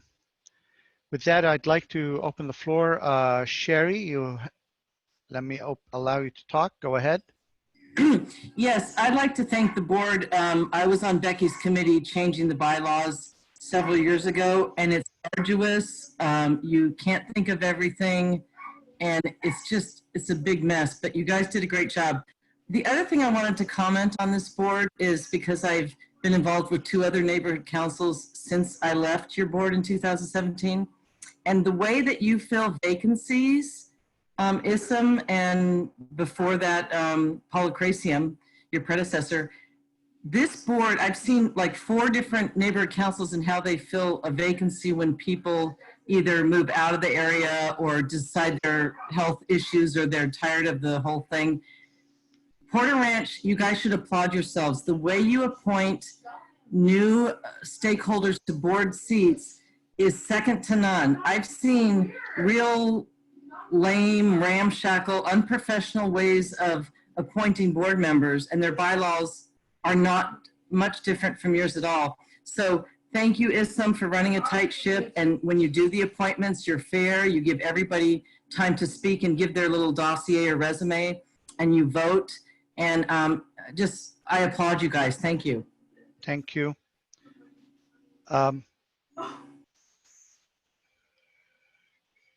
Glenn, the floor is yours. Good evening, Glenn Bailey. I put a few comments in the Q&A. Oh. But it's okay. One was a compliment to you, Isam. So just, you know, I reviewed your attachment B, and it looks like it's really tight. You've got within the boundaries for each of your different categories, and that's excellent because there's some neighborhood councils that don't do that, and you'd be surprised what the city clerk allowed in the way of candidates being certified to be candidates, even though they, you know, did whatever it is that they were certified for didn't happen within the boundaries of the neighborhood council. So that now, if there's some other place in your bylaws where that doesn't stay within the boundaries, and it's not as tight as attachment B, you may want to, and you requested it and it didn't get changed, then you definitely, it's worth following up, because it depends on whether they're looking at the body of the bylaws versus attachment B. And it's always best to make sure they're consistent, because you never know when city clerk is going to look at one versus the other. The other thing I just wanted to comment on the issue of community interest stakeholders. The comment was made something about renting U-Haul. That is not, that does not meet the current definition nor the future definition of community interest stakeholders, certainly not in your bylaws. And, you know, the wording in your bylaws is the current wording. However, the city is looking at supposedly trying to tighten it. It is a difficult thing to quantify, but it's long gone are the days you could go and do a financial transaction, be it buy a cup of coffee or, in this case, a rental. Those days have been gone since 2014. So, but even so, it's still difficult to quantify someone's substantial and ongoing participation in, you know, the various organizations that are specified, such as educational, religious, or nonprofit. And so they've been, I don't know that it'll happen to be inserted in all the bylaws in time for our elections, but there's some additional clarifying language of adding of at least a year in there. So stay tuned on that. But anyway, good job. Thank you very much. Thank you. There's one. Oh, sorry. I need to lower hand. Okay. You know, with that, I do have concerns about this stranded word work, where every other bullet, and let me go to it here so you understand what I'm referring to. By the way, the revised bylaws are also attached to the motion, but it is here. See, before it said stakeholders 18 years or older who, you know, live, work, own property, and at the end said within Porter Ranch, within the community. We moved the within the PRNC boundaries to each bullet. And so when we crossed out the word work, the city simply rejected the crossout. But then that word was left as it is. So right now it reads stakeholders 18 years or older who work, period. So Freddie, I really need to bring this back with a request. If the board approves that request, that we simply make this clear. I understand what you wanted to do. We respect that, but we need it to be clear. So if it's possible to add the same words, work within the PRNC boundaries, period. That would be important for the sake of clarity in line with the other criteria that we have in there. And with the board's okay, I'd like to have to make a motion to officially request the addition of those words to that bullet in our bylaws, and for Dunn to issue us a revised bylaws just so that we are formally requesting this and formally receiving this. Freddie, would you like to comment on that before I ask for that motion? I wouldn't be able to comment until I see what the actual motion is and the details you want. Okay. Again, the reason why it took a little bit longer because I had conversations with city clerk and city attorney back and forth as to the many changes that this neighborhood council wanted to make on the bylaws. And I appreciate that. Here's, I'm going to put the motion, ask for a second, and we'll have a discussion. I'll So second. let me ask make the motion. I move to authorize the board president to submit a request to the Department of Neighborhood Empowerment to add the following words to after the word work, and the words are within the PRNC boundaries, and it applies to all 4 locations where we mention this bullet work. I So with second. that, I had a second from Brandy before. Still second. Becky, you have your hand raised. Esau, 1 second. Isam, no, wait, Just- I'm just- next. Isam, I think that you need to put it on the agenda. I don't think you can make an motion without agendizing it. And if Becky, you the need- motion is a discussion and possible action, so it is legal Okay, to is it make already, okay, so my question is, it's on, I didn't see it on the agenda and I've been reading it the whole night. What number is it? Number 8. No, that's not the motion that you're proposing. You know what? I just think we need a ruling on that from Department of Neighborhood Empowerment. I don't know if we can do that. Well- It says discussion and possible action, but you don't state what the action is. And I'm concerned that if you make an action without stating it on the agenda, that you will kill it for a couple of years. And I don't want you to do that because I think it's a really good motion. But I just want to bring that to your attention, and you do what you want. I'm sure that they'll look at it and see if that's something that we're allowed to do without Okay. specifying what we're changing. That's it. I appreciate the comment. I don't see raised hands. If someone wants to say something, please raise your hand so I can set the discussion going. Where do we have? Lori, you have your hand up. Yes, I was gonna say that I thought that possible discussion was that we could allow a motion to happen. So I'm interested to find out what Freddie's ruling is on that, because I didn't understand that otherwise. There is no, in my opinion, there is no problem with what we're doing because it is stated as discussion and possible action regarding the bylaws and the modified bylaws. So I do not have a problem with that action, but we will hear from Freddie in a minute. Jason, you're next. Oh, I just wanted to know if you wanted me to do a board action certificate on this one. Because if you do, I need you to just restate the motion for me. Are you going to need me to fill that out for you or no? It's not a funding motion. I expect Gabriel to fill it out, but Okay. either way, I'm not going to fill it out then. That's fine. That's I was that's just fine. checking. Yeah, please, we'll do the count, and you can fill it out from the motion that is stated in the minutes. Is that all right? Gabriel, I think, can handle it. I'll do all the funding motions. Okay. Thank you. Freddie, go ahead. All right, so from the motion that I'm seeing right now, on its face, it's just talking about the newly adopted PRNC bylaws. What the motion I think you're trying to propose is something a little bit more specific in addition to that. And if it's going to be something specific, I would recommend that it be on another agenda item when the motion is created to be more clear, and that discussion can be further enacted, and it would also give me enough time to give further research to address this during that in another meeting. Again, that is just a recommendation. You could choose to ignore it or not, but I'm just saying based off of the motion itself on its face, I would not recommend moving forward with making that kind of specificity on it. Well, I appreciate that, but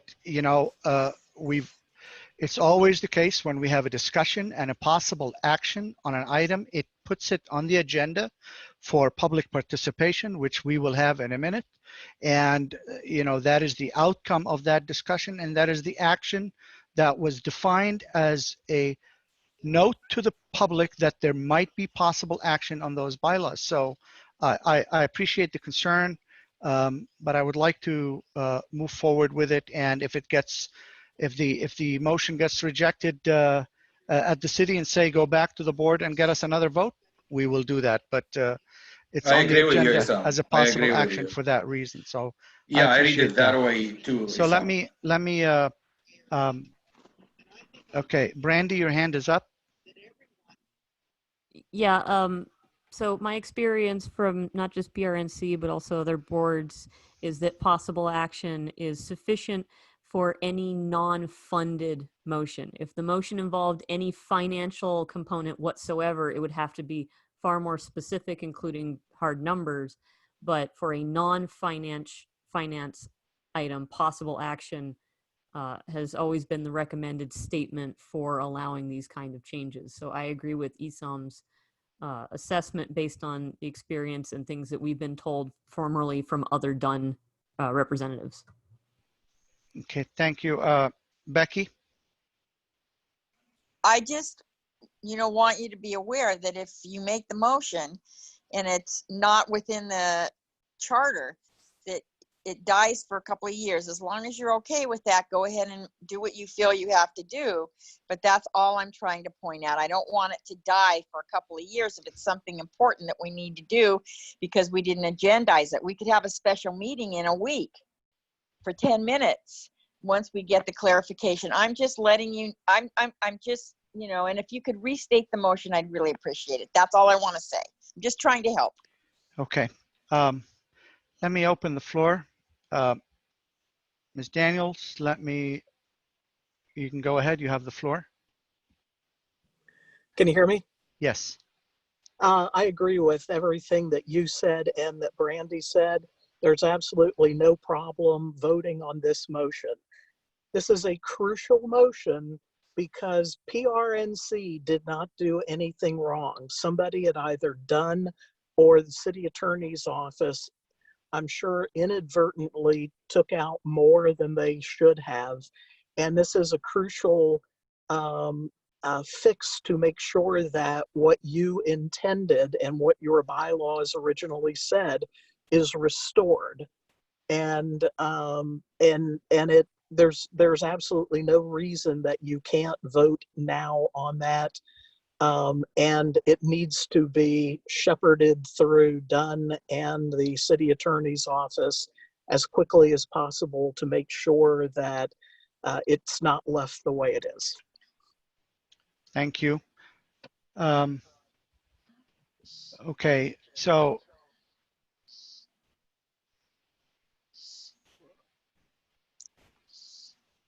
Becky, you get the last word.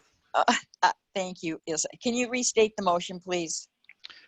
The motion is for the neighborhood council to authorize the board president to submit a request to the city to add the following words after the 4 bullets where the word work is stated, and the words are within the PRNC boundaries, period. So we had a motion and a second, and I asked for the vote. Gabe? All right. Yes. Brandy? Yes. Hassan? Yes. David Balin? Yes. Jason? Yes. Miran? Yes. Becky? Yes. David Lasher? Absolutely. Lori? Yes. Assad? Yes. Gabriel? Yes. Isam?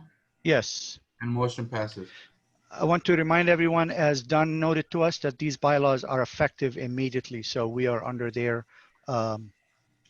definition as of now.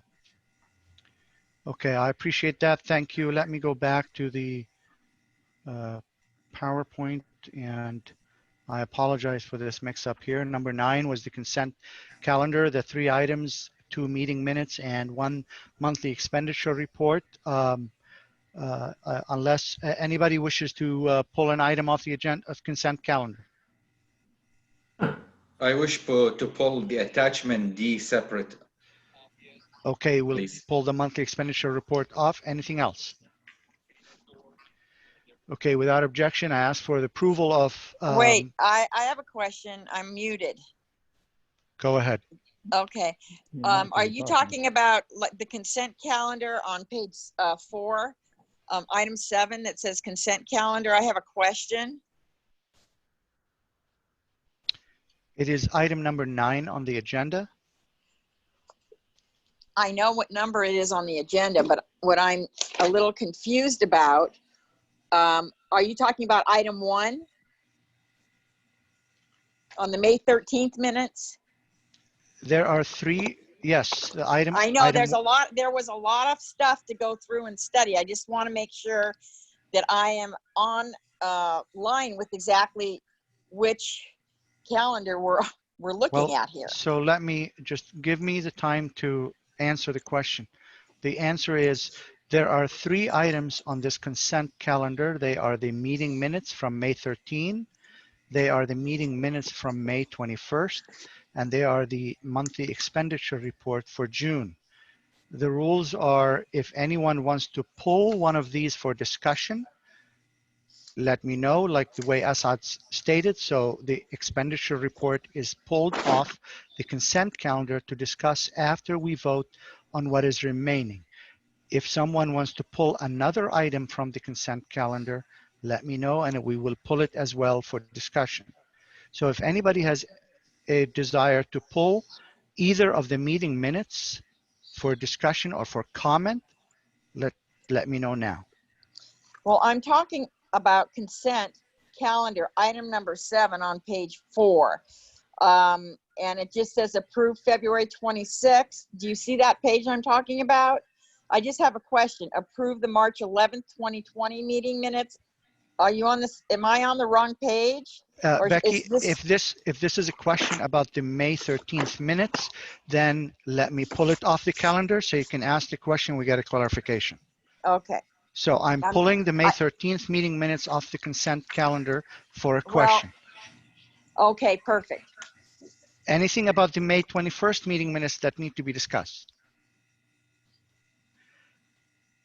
Nobody's pulling that. May I have a vote to approve the remaining item on the calendar, the consent calendar, which is the May 21st meeting minutes? Gabe, please call the vote. Yes. Brandy. Abstain. Hassan. Yes. David. Yes. Jason. Yes. Miran.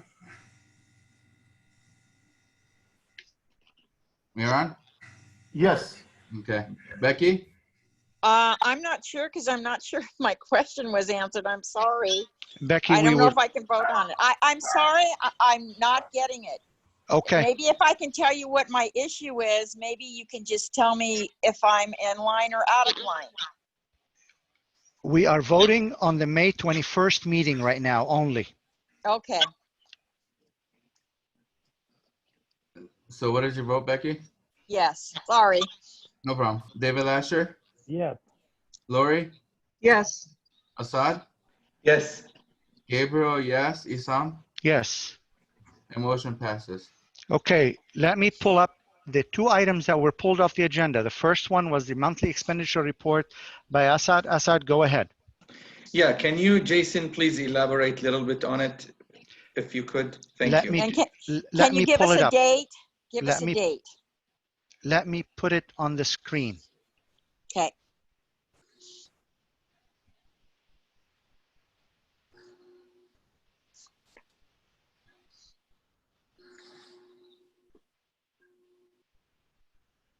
This is the June MER. Jason, it's yours.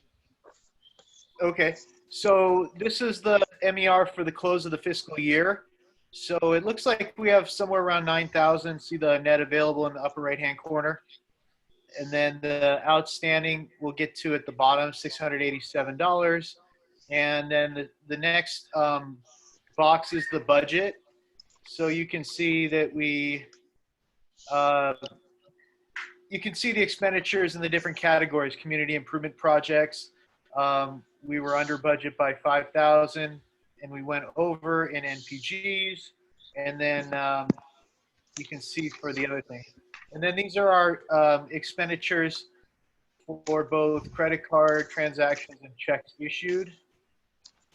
And so what's the status of the art, the 4,000? Did we pay partial payment? That's a Or full what? payment. Full payment, Yeah. which right we've here. done already? Yes. It's Okay, right here. And thank then you. the last, you're welcome. And then the last category is like outstanding checks that haven't cleared.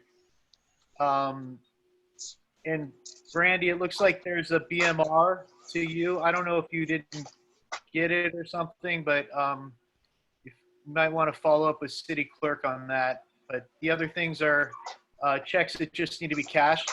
And then I'll talk more about at the financial report about next fiscal year. Any other Okay. questions? Any other question on the Thank you. MER? All right. With that question, can I have a motion to ratify the MER? I'll make the motion to ratify the June 2020 MER.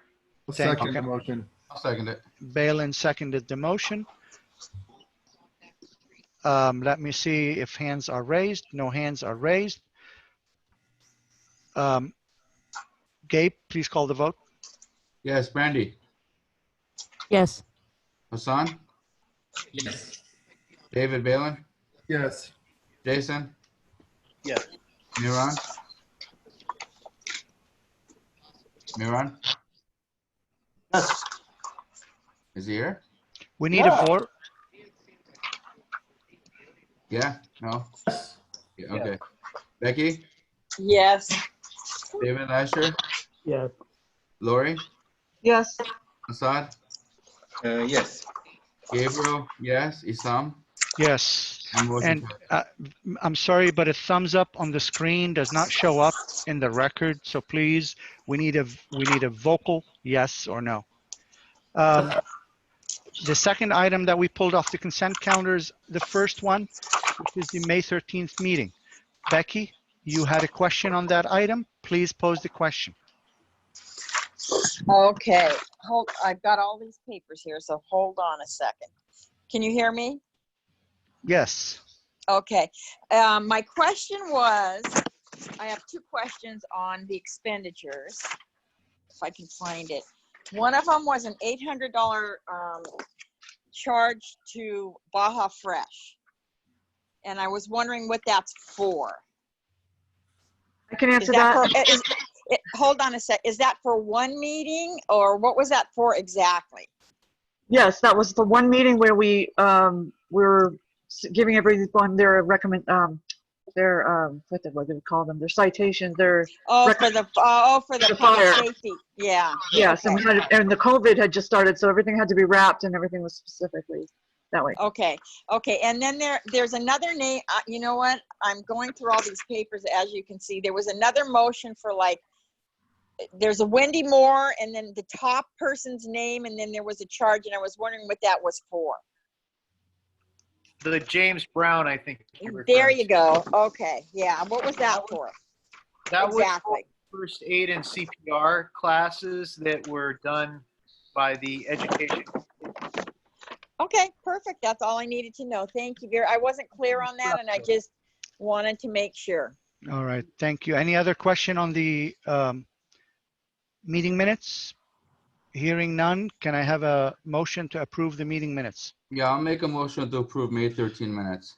I'll second it. Oh. Okay, call the vote, please. All right, Brandy. Yes.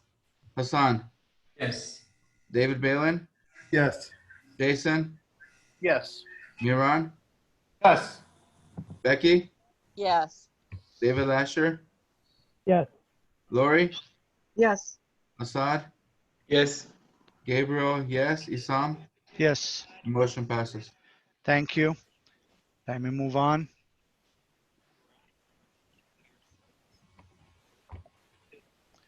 Item 10, Treasurer's Report. Okay. So we approved the administrative packet at the meeting. So that was all submitted. The budget is updated on the system, so it should reflect on the public portal.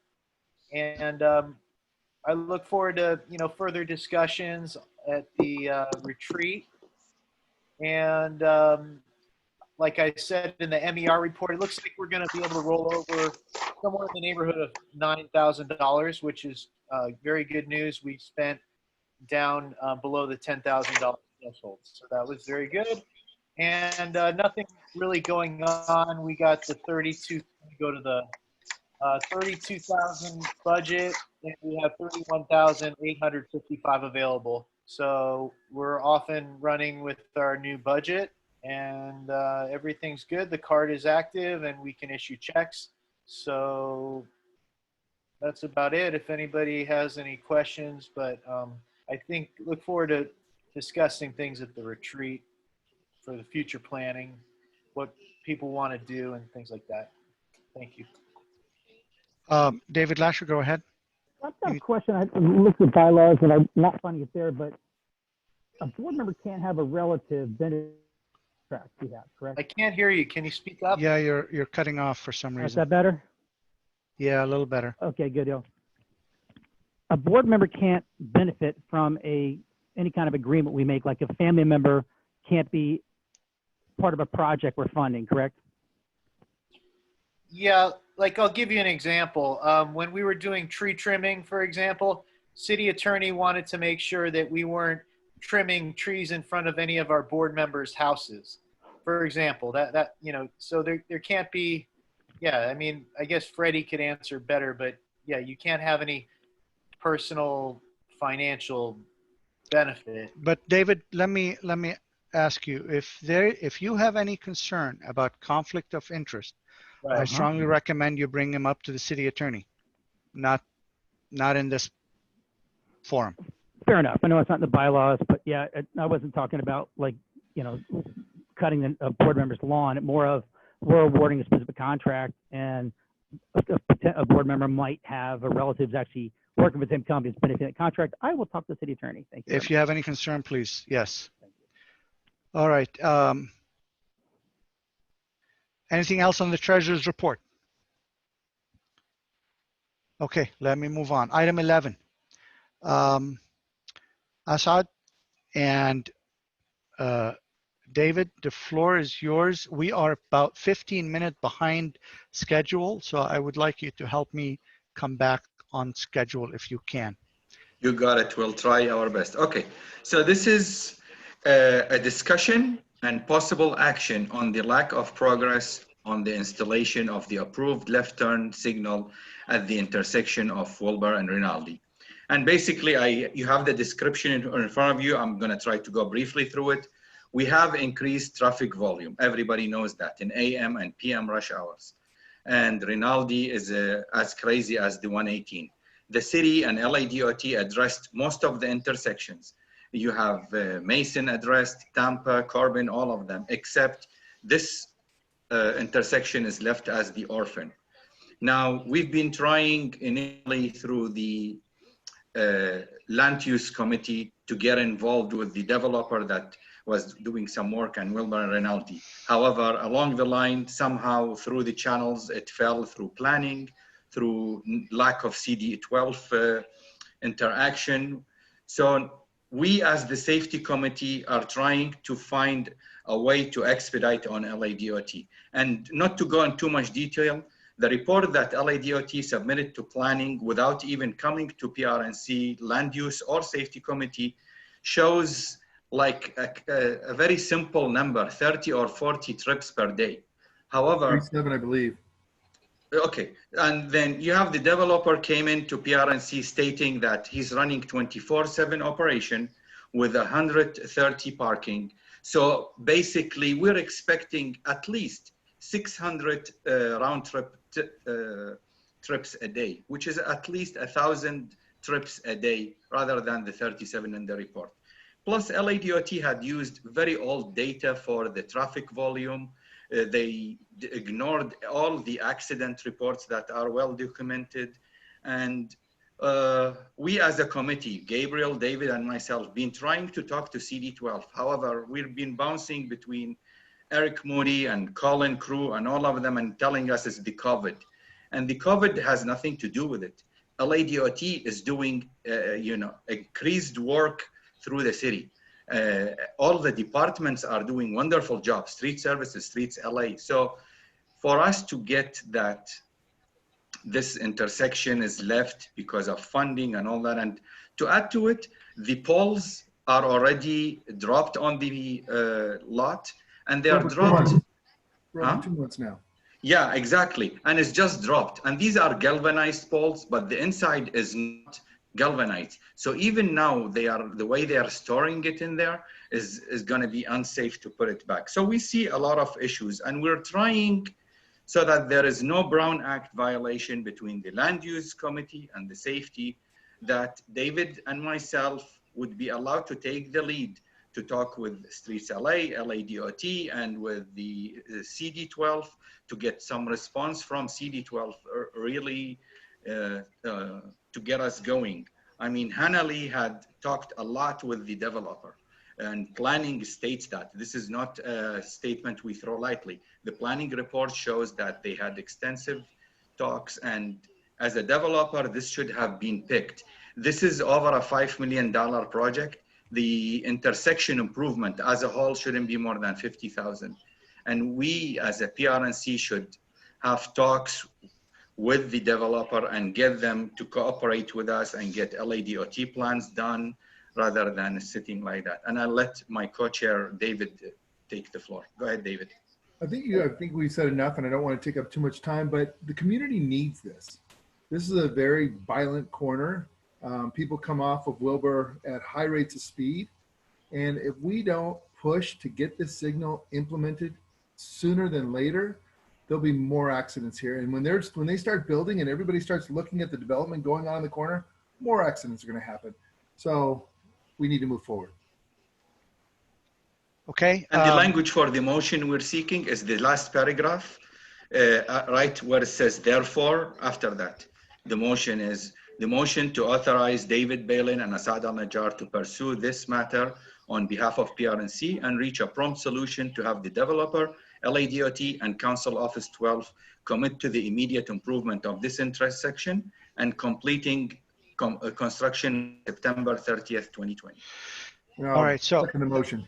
The first, before we make the motion, there's a discussion item. So let me open the floor for any board members who wants to say something on this before we call a motion, just in case there is an effect on that, what that motion might be. Becky, you're up. You are muted.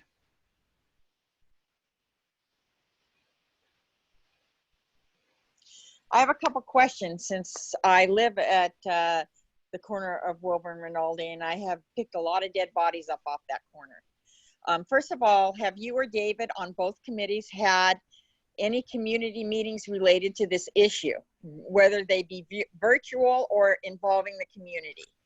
That's my question number one. Question number two, I live on the corner of Wilbur and Rinaldi. My understanding from the information I have is that it is going to be a plumbing company called Rudo Rotor or something like that. And if that is the case, then how are they, how are you attributing for the number of extra traffic that it's going to create by those large numbers? Is anything else going in there? I know nothing about what's going in at that corner. And I have been waiting for someone to say something and to give two people permission who live at the other end of our neighborhood council district and aren't daily affected like Andrew Crown, his family, and my family are. I'd like to be a part of the discussion. I don't know what's going on, and I'm a member of the neighborhood council. Why don't I know? So those are my questions. And Asad, I have a question for you. I thought that you said you work for street services. No. What department do you work for? I work for street lighting right now, and I'm part of the design construction of the train system. I handle the train system, design and coordination for the Orange Line, the East San Fernando Line, as part of the team that does the street lighting. Okay, thank you for that. Okay, and those were my concerns, and that's all I have to say. Shall I answer Isam's two questions? Just a second, please. Okay, go ahead. Just a second, please. If you would allow me, I don't want to get into a retracted discussion on this because we already had this discussion. We had the developer come to the PRNC meeting. The developer discussed exactly what they're building on the counter. We've had Colin Cruz talk about the fact that that light has already been approved. We have had many discussions on that light. I'm sorry, but that issue has been answered many times before. That wasn't my question, I my appreciate question that. was, have I'm there done been with any that. community meetings to bring it to the board? The Because community that's why meetings, we have community meetings, is so the community can discuss it. And having a community meeting discussing a corner that affects me, I could have brought 500 people out.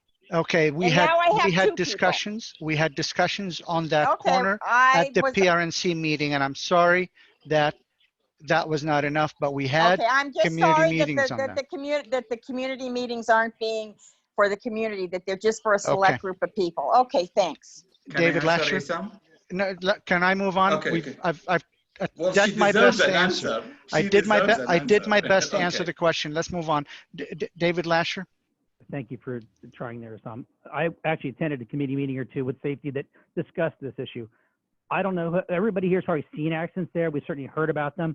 I was personally rear-ended by a guy doing 40 miles an hour when I was stopped for an accident that had already occurred in front of me 5 minutes before, and a kid driving a 1985 BMW rear-ended me at speed when I was stopped and darn near put my 13-year-old in the hospital. He was in the back seat where he got hit.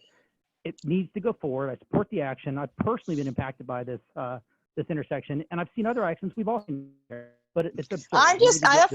That's not the issue. The issue is this was his time to speak. It's the community. I live a quarter mile from there myself. This so, is Becky. This is David's time to speak. It is not your time. Other board members are impacted that live nearby there as well, including me. And again, I was personally, seriously, my car was pushed into 2 other cars. That's how hard I got hit. All right. So thank you very much. Thank you. Hassan, you're next. So I want to thank Asad and David for bringing this motion. I think it's one of the most important motions we have ever worked on in our board. I drive that intersection every day. In fact, I have taken pictures of this over the last 2 years. Any accident, I know David has, Gabriel has, Asad has. This is a deadly, deadly intersection. Asad, as one of the city employees who knows everybody, he had tried so hard even to get some speed control signs, so at least people would slow down in that area. He was really not successful because they were just bouncing him back from one department to another. I got involved for a period of time, and it seems like I couldn't get anywhere. So I think we need to use the power of the board to do whatever is necessary. The whole community knows about this. I don't think we need to have any discussion with other people. I mean, everybody knows about it. If someone doesn't know, they have been sleeping under a stone or somewhere. Thank you. Full support, and I appreciate, if we can move this forward tonight and get a vote on it. Thank you. Brandy, you're next, and then I'm going to open the floor for public comment. I just want to say this is an important issue, and if there's anything I can legally do to assist on this matter, I'm happy to help. Thank you. Jason? I went back to look at the old agendas, and we had a community meeting, a PRNC board meeting, February 12th, and this was item number 15, motion to send request for action letter to CD12 to prioritize the already approved left-hand turn signal at Wilbur and Rinaldi. And then I can just tell you from personal experience, I attend the Northridge West board meetings, and this commonly comes up at their meetings, this issue. So okay. We need leadership, and I want to see this pushed through and get done. And one more comment is the data is old. It's from 2017. So I hope that the safety committee, in addition to getting this installation, pushed through, is also going to ask for updated traffic study on that intersection. Thank you. All right. So let me ask for the motion and a second, then I'll open it for public comment. Can I have a motion? Yes. Motion to authorize David Balin and Asad Al-Najjar to pursue this matter on behalf of the PRNC and reach a prompt solution to have the developer, LADOT, and Council Office 12 commit to the immediate improvement of the intersection of Wilbur and Rinaldi and completing the construction by September 30th, 2020. I'll second Thank you. it. I have a second from Balin. And from Public me, comment. I beat Balin. Okay, public comment. Seeing none, call the vote. All right, Brandy. Yes. Hassan? Yes? I didn't Yes. hear you. Okay. David Balin? Absolutely. Jason? Yes. Miran? Yes. Becky? Yes. David Lasher? Like David, absolutely. Lori? Yes. Assad? Yes. Gabriel, 100% yes. And Isan? Yes. And motion passes. Thank you. Let me move on, and I respectfully ask everybody to mute yourself. Thank you. Item 12, Jason, David, and Mihran. All right, I guess I'll take this. So we had our beautification meeting and we all discussed, David had made a suggestion that we try and do 3 parks at once in our cleanup, which would probably be something that has never been done. And we worked out the details of how we would go about doing that. But basically the allocation is money for snacks and for any supplies that we would need that the city would not provide, like specific kinds of paints or miscellaneous. It's in the motion. Everything's there. So. Okay, so this is a motion. It's not a discussion, possible action. So this is the motion that you are putting forward? Yeah, essentially we in the past we approved. No, I'm asking for the motion so Francis knows it, everybody hears it. So would you please read the motion? I'm going to ask for a second and then a discussion. Okay, motion to approve multi-park cleanup with the budget up to $400 for purchasing snacks, drinks, and cleanup supplies with the date and potential partners to be determined. Okay, I have a motion. Can I have a second? I'll second it. Second. Go. Thank you. Gabe seconded. Board comments? Yes. I have Assad, your hand is up. Yes. Well, I'm not too comfortable with this one. I mean, recently after I did again the ethics training and all that, I don't feel comfortable to use the public funds for money for snacks and drinks. The cleanup supplies and all that, I understand. I understand the whole task. I don't mind even giving out of my own pocket 200, 300 or the money. But I'm not comfortable to have the city money goes for the snacks and the drinks in a time where we have a lot of homeless people, seniors, and a lot of people in our Porter Ranch having hard time for food. So, okay. Thank you. I appreciate that. Hassan, you're next. I fully agree with what Asad said. In fact, those are the same exact wording I wanted to mention. I don't feel comfortable because of the situation we are in with the budget. I don't think we need to spend that kind of money, and I fully agree. My second concern, which might be even more important, is that the city actually agrees with getting a bunch of people together and sponsor this, because there is a degree of liability involved with really getting any groups or any activities together. And I'm just worried that, God forbid, someone comes and due to whatever contacts they get COVID-19, how does PRNC feel and the city responsibility is on that regard? So that's something to consider. Okay, Brandy? Yeah, we were just looking at the budget a moment ago about how much money we spent on snacks / food / drinks for our monthly meeting. And it seems about close to this, and this also includes purchase of cleanup supplies. So I appreciate concerns over spending funds on the things that are important. I don't think this is unimportant, because if people are out doing a hard day work of cleanup, especially if it's hot out, having ready access to clean drinking water and something to boost their energy so they don't faint is actually an important thing. So that's my input. Thank you. Lori? Yes, I have a couple of issues. One, I was going to abstain on this vote because of the fact of COVID, and I don't want to encourage groups, and we don't know how long this is going to last. The second issue is I was questioned about the $800 amount that Becky brought up earlier in our meeting, and the city clerk's office said we are no longer allowed to basically buy food for our meetings except for water and maybe prepackaged snacks. So I granted, you know, we can buy something, right? Like Brandy was saying, we definitely would probably have to provide water, but if anything more food oriented would have to be donated or even just brought in, you know, by someone by themselves, and they can eat their own.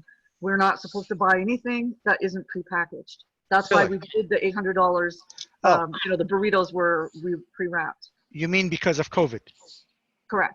Got it. And the budget, and the city budget right now. Yeah. Got it. Okay, David Balin. Thank you. So first off, the three parks that we're discussing is Porter Ranch, Wilbur Tampa, and then ET Park. And by no means do we want to put anybody's life in jeopardy. This is a discussion, and the city would tell us yay or nay either way. And you know, the purchasing of snacks or drinks are for the community that comes out, that participates, or the gloves that we get, for, and you know, and any of the supplies that we get. It's very nominal. But at the end of the day, you know, this is not going to come off. It's not going to take off by any means, as long as we're under a COVID situation at this time. But this is, you know, this is something that we feel strongly about. I mean, if you walk the parks, if you walk in our community, it's being dilapidated by the day of the people that are visiting our parks, leaving their gloves and, you know, putting their graffiti everywhere. So, I mean, and at the end of the day, you know, we need to do something because Recs and Parks, they're not. They can't. May I make a request to the motion authors? Considering that it's safe to say we're not going to have the orders lifted before the next meeting for public gatherings, would you consider sort of tabling this until Absolutely. we know that the society will open up again, so then we can schedule it without concerns? Can I say, hold on. Can I say something, please? Go ahead. That's Okay. a question to you. Because I think, you know, I'm trying to rush because we're in a busy meeting and I didn't maybe fully explain things, but David kind of filled the gaps. There's a process involved. We don't just go and do this, and this could potentially not get approved by the city. And there's an event approval form that's submitted. And if we're going to try and do this in August 15th, then we would need to do it to have the 30 days. So they require 30 days on the event submission form ahead of time. And we don't know what's going to happen. They could say, you know, maybe they're going to say you can't do it. Maybe they're not. If they approve it, then we're under the city insurance. So we're protected in that respect.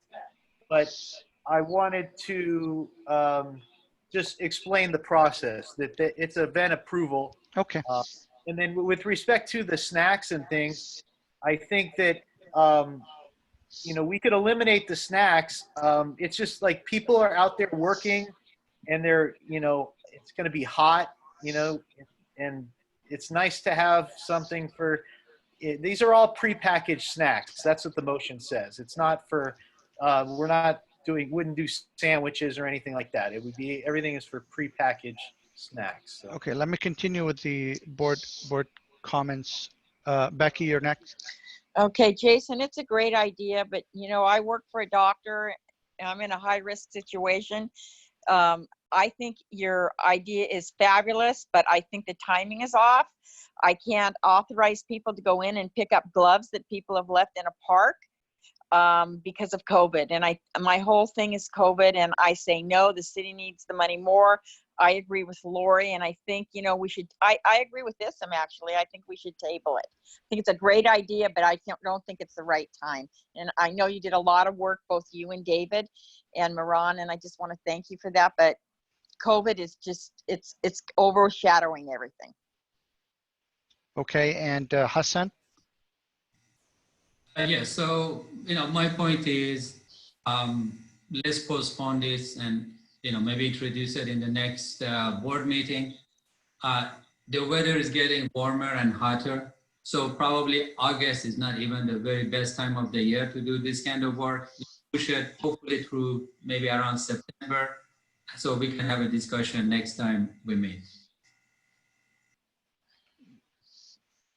Okay, Gabriel? Yes, I also agree on postponing it, especially with all the unknowns with COVID. Let's not take chances or liability. Let's just postpone it and discuss it in the future. Okay, we're getting a lot of comments, but I want to go into repeat. David Lasher, you haven't spoken yet, so I'm going to open it for you.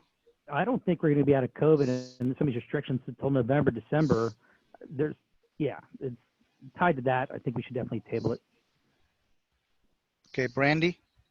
+1 for tabling. Okay, Rebecca, Becky?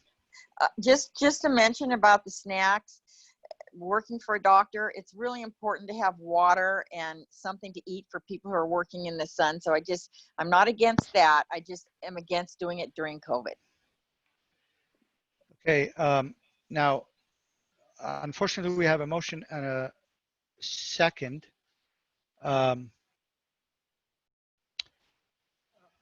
I'll ask the authors, what would you like to do? I can call a vote right now. Can I say something? I think the city is going to determine how to hold this event safely, and we can do this event when it's safe. The point is, you know, the city knows how to follow the guidelines. So they're most likely going to tell us, no, you have to wait. And then we wait, but the motion is already in place. And, you know, this is what the beautification committee is trying to do. We got big problems in the parks, and we're trying to address these issues. And this is the way that we're trying to address the issues. And we're not going to do it if it's not safe. The city's not going to allow us to do it. Let me open the floor for public comment on the motion. Anybody wishes to speak? I don't see hands raised. You know, out of respect for the process, the committee brought this motion to the board. I'm going to ask for a vote. Gabe? All right, Brandy. Brandy? Abstain. Hassan? No. David Balin? Yes. Jason? I couldn't hear Hassan's vote. How did Hassan vote? No. Hassan, no. David Balin? Yes, right? Jason? Yes. Miran? Yes. Becky? You're muted. Sorry, no. David Lasher? No. Lori? No. Assad? Can't hear you, Assad. Definitely no. Gabriel? No. Isam? Yes. And motion fails. Thank you. I appreciate the effort. Let me move on to the next item, which is motion to allocate $350 for the video production. Jason. Okay, so. Just one second. Francis, you have your hand up. How did Mayron vote? Yes. Thank you. Hold on for a second. Mehran, did you say yes? No, Miran voted no. Just a second. Let him unmute himself and please tell us what you voted. What did you vote? Yes. You voted yes?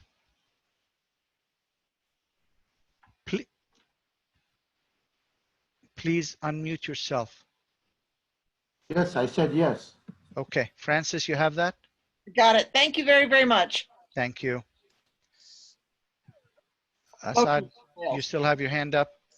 Yeah, for motion 13. All right. Motion 13. Jason, I'm sorry. Jason, go ahead. Sorry. Okay, so this is for the video of the community improvement project that we're doing in probably in the next few months. It'll be going on. We had previously approved and we did a video for the tree project that we did. And so that's the video that we've been using on our website and things like that. So this would be if we want to have a video done by, I forget his name, the one who did it last time. He does a really good job, and you can see the video that he did for us on the tree project. Just a way to document the project itself. We're going to be doing 14. Well, Northridge West is doing 7, and we're doing 7 boxes here along Rinaldi with the artwork. So this will document the artists and the artwork and everything else. So I think it's important. You know, Gabriel can certainly help with some video too, like he did at the other events that we did. But, you know, this is going to be a lot of work. You know, that we're going to have 7 different locations going at once.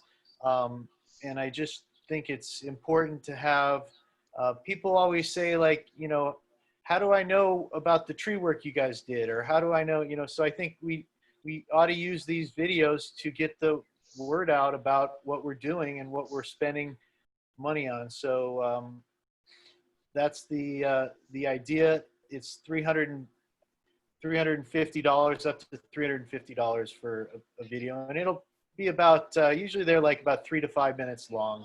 Okay, so again, this was not stated as a discussion, possible action, so it's a motion. Would you please make the motion?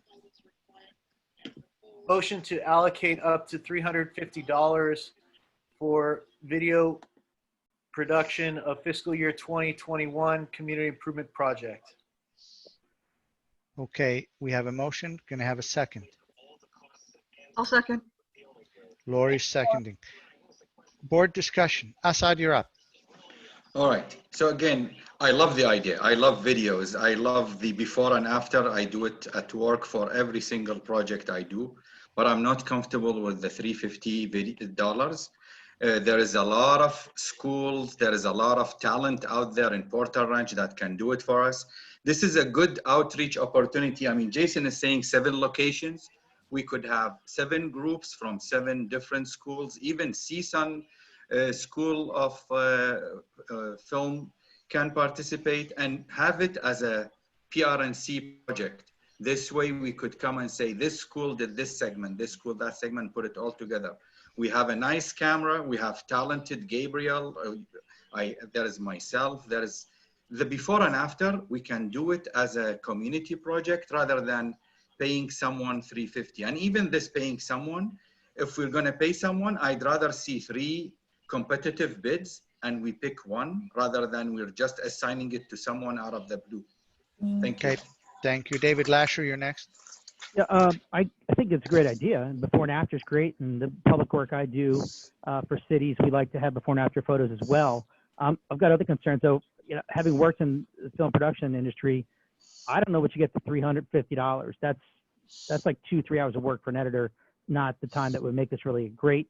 I've contacted College of the Canyons. They have a film production unit. Students need courses. COVID might be affecting that, but students at USC Film School, CSUN's Film and Production School, College of the Canyons, they all need these projects. And I've contacted them, haven't heard back because summer now, I don't know if they're in the offices, but I'm waiting to hear back from them in terms of student wants to do this and put real time into it. and we get a value of $2,000 or $3,000 worth of value through the program for free. The other thing is the tree removal is great. We get 31 views on YouTube, so maybe it was promoted well or not, but we're to suggest it's going to be on YouTube and everyone's going to watch it. 31 views of the tree trimming project, and it's a nice video, but that's what I had to say. Okay, thank you. Hassan? So I have a bit of a concern with this. I've spoken to a few stakeholders about the project in general. And frankly speaking, some people have a hard time swallowing why we are spending $1,000. I fully understand. We discussed that, and that was before the COVID and all those things. Spending additional money now, I think it's not going to look very nice in front of the community under the circumstances. Again, if it was a good time, I would be 100% in agreement, but someone with a professional camera or a nice camera, our beloved Gabriel, probably can do as good of a job. Frankly, doesn't need to be super. We are not trying to make a movie for Hollywood here. Something nice that we can advertise, and I'm sure we can do a good job on that. So basically, I'm saying, let's not spend this kind of money. Let's just save the money for real issues, homelessness in our community, giving away. I'm all for those, but not necessarily for this. Thank you. Becky, you're next.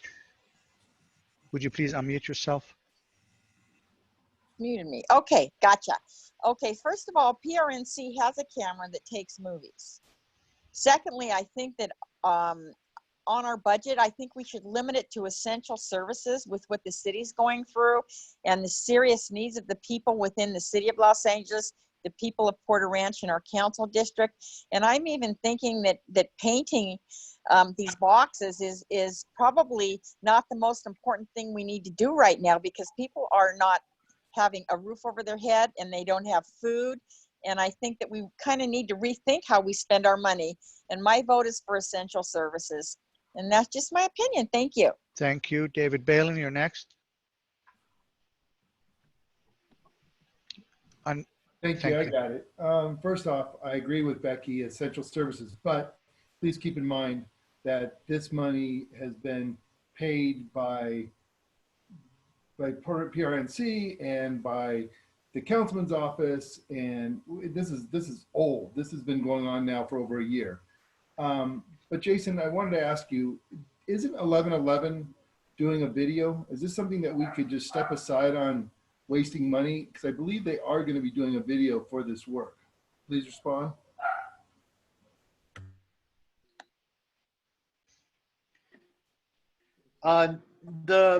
They'll be doing pictures on the internet. So on that Streetbox site that they have, they'll be posting pictures on the internet, not a video. I mean, I don't know. I can't speak for them, but as far as what we're hiring them to do is there's not a video. The portion that we get is the listing on, so that they can see the box, they can click on it, and then they can see the artist, the location, and that's on the internet. Double check with them tomorrow, because I'm pretty sure that whatever video they generate, they would probably share with us, because it's marketing for them. Yeah, I mean, I've read it over and over again. It's not in the list of things. Yeah. Okay, let me ask Gabe, last comment. Yes, my name came up multiple times for recording. I'll be glad to be at any of the locations to record anything and everything as needed. All right. We have a motion and a second. Any public comment? I don't see any raised hands. With that said, please call the vote. All right, Brandy. No. Hassan? No. David Balin? No. Jason? No. Miran?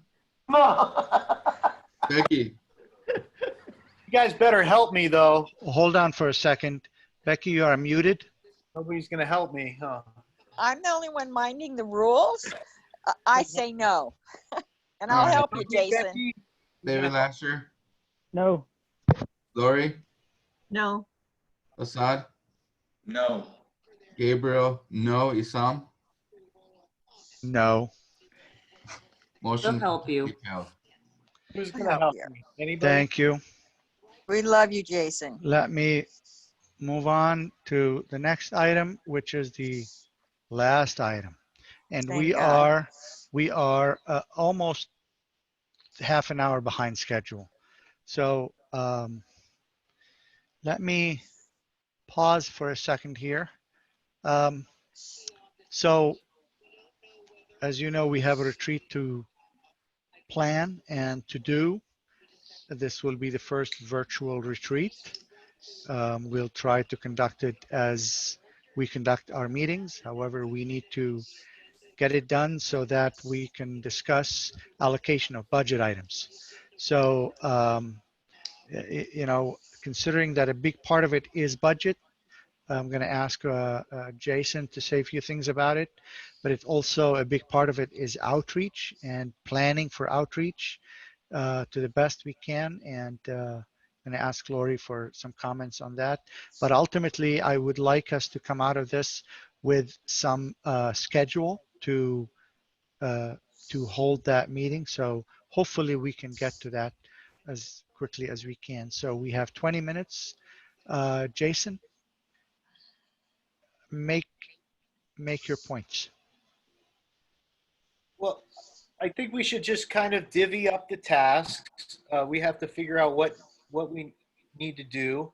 I think we need to do we have to set our goals. We have to fill out our self-assessment.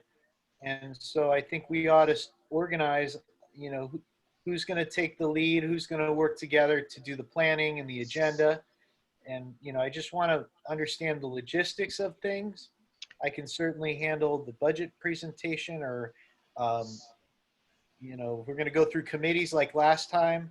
But, you know, I think we could cover the standing rules part as well. Let me make a suggestion if it's helpful. What if I ask here for 2 or 3 board members max to serve as an ad hoc committee for the planning of the retreat? Jason, between Jason and just a second, the big part of it is outreach and budgeting. So would Lori and Jason be willing to lead that effort and call in for help from others, but that would only be one other? Would that be okay, or would you rather do it differently? It's just a thought that I'm putting out there. Whoever wants to speak, please raise your hand on the system. Becky has her hands up. I'm going to ask Jason, Lori to think about what I suggested and what do they think. It's just a thought, random thought. So would you like to comment on that before I ask others to comment? I think that's right. And then we could bring on one more person to help. And, you know, I agree. Lori, your thoughts? Shouldn't it be the finance committee that kind of divvies up how we're going to end up scheduling this as the meeting? I mean, we need to figure out a date for it, of course, but I mean, as what happens or the agenda at that meeting, shouldn't that be the finance committee making that decision? Well, there's also actually quite a complex set of paperwork that we need to do that needs to be done. So, okay, maybe let me get feedback. Becky, your hand is up. Yeah, I'd like to serve on that committee. Okay, Miran is up. I'd like to serve on that committee as well. Okay, Lori, you said what you wanted to say? Okay, your hand was up. Brandy? I do not want to serve on that committee. My comment is that, you know, I think it's a good idea to have an ad hoc. I would just, you know, strongly advise the ad hoc to ensure that there is a strong, if not exclusive, online component, so we don't have to have an in-person meeting with the public in violation of COVID issues. Oh yeah, no, absolutely. It is an online, it's an online retreat. Everything is online. David Lasher? I'm happy to work hard on that for the committee, for the board. Well, the problem now is, I mean, again, it's intended to be an ad hoc with no more than 3, and I regret the idea. But can we pass the motion to do the retreat and then have a full board meeting or a special meeting to plan the details and go through the paperwork? And I'd like some help with the paperwork. And I know Ethan, you might have done that last year, I believe. But yeah, if everybody, a lot of board members want to be involved. Okay. Can we do it in a way that allows Fair enough. all the Fair people. enough. Fair enough. Okay. So then the only thing really we're talking about is really to, we're agreeing to hold a special meeting for the planning of the retreat. Is that what I'm hearing?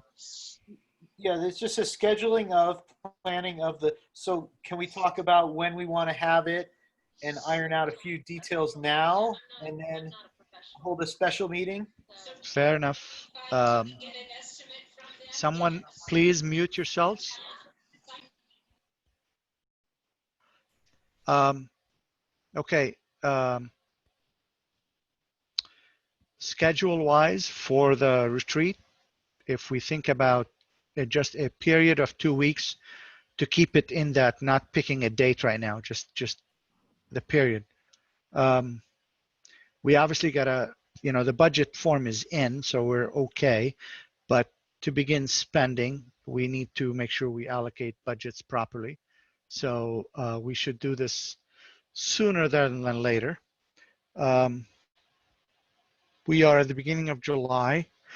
Let me ask this, would it be workable to do our retreat before the August meeting, or would it need to be after the August meeting? Thoughts? Before August meeting, I'm up to it. Sounds good. It planning wise might be difficult to plan it over basically in 2 weeks is when we're opening the window for it. It's a Zoom meeting, right? Yes. Yeah, but so it shouldn't be much of planning, in my opinion. no, the retreat itself, not just the special meeting. For the retreat, it's agenda to discuss where we are going to be versus what we have done last year. Yeah, there and are a lot. Accordingly, there is no food to order, there is no venue, there is. I understand. It's just, again, there's a lot of paperwork to complete for it, and it's just busy work. That's all. Okay, let me ask. Can we do a planning meeting like in the next 2 weeks? Let's I understand. try and. Okay. Yeah, I understand. Maybe a month out or a month and a half out for the retreat.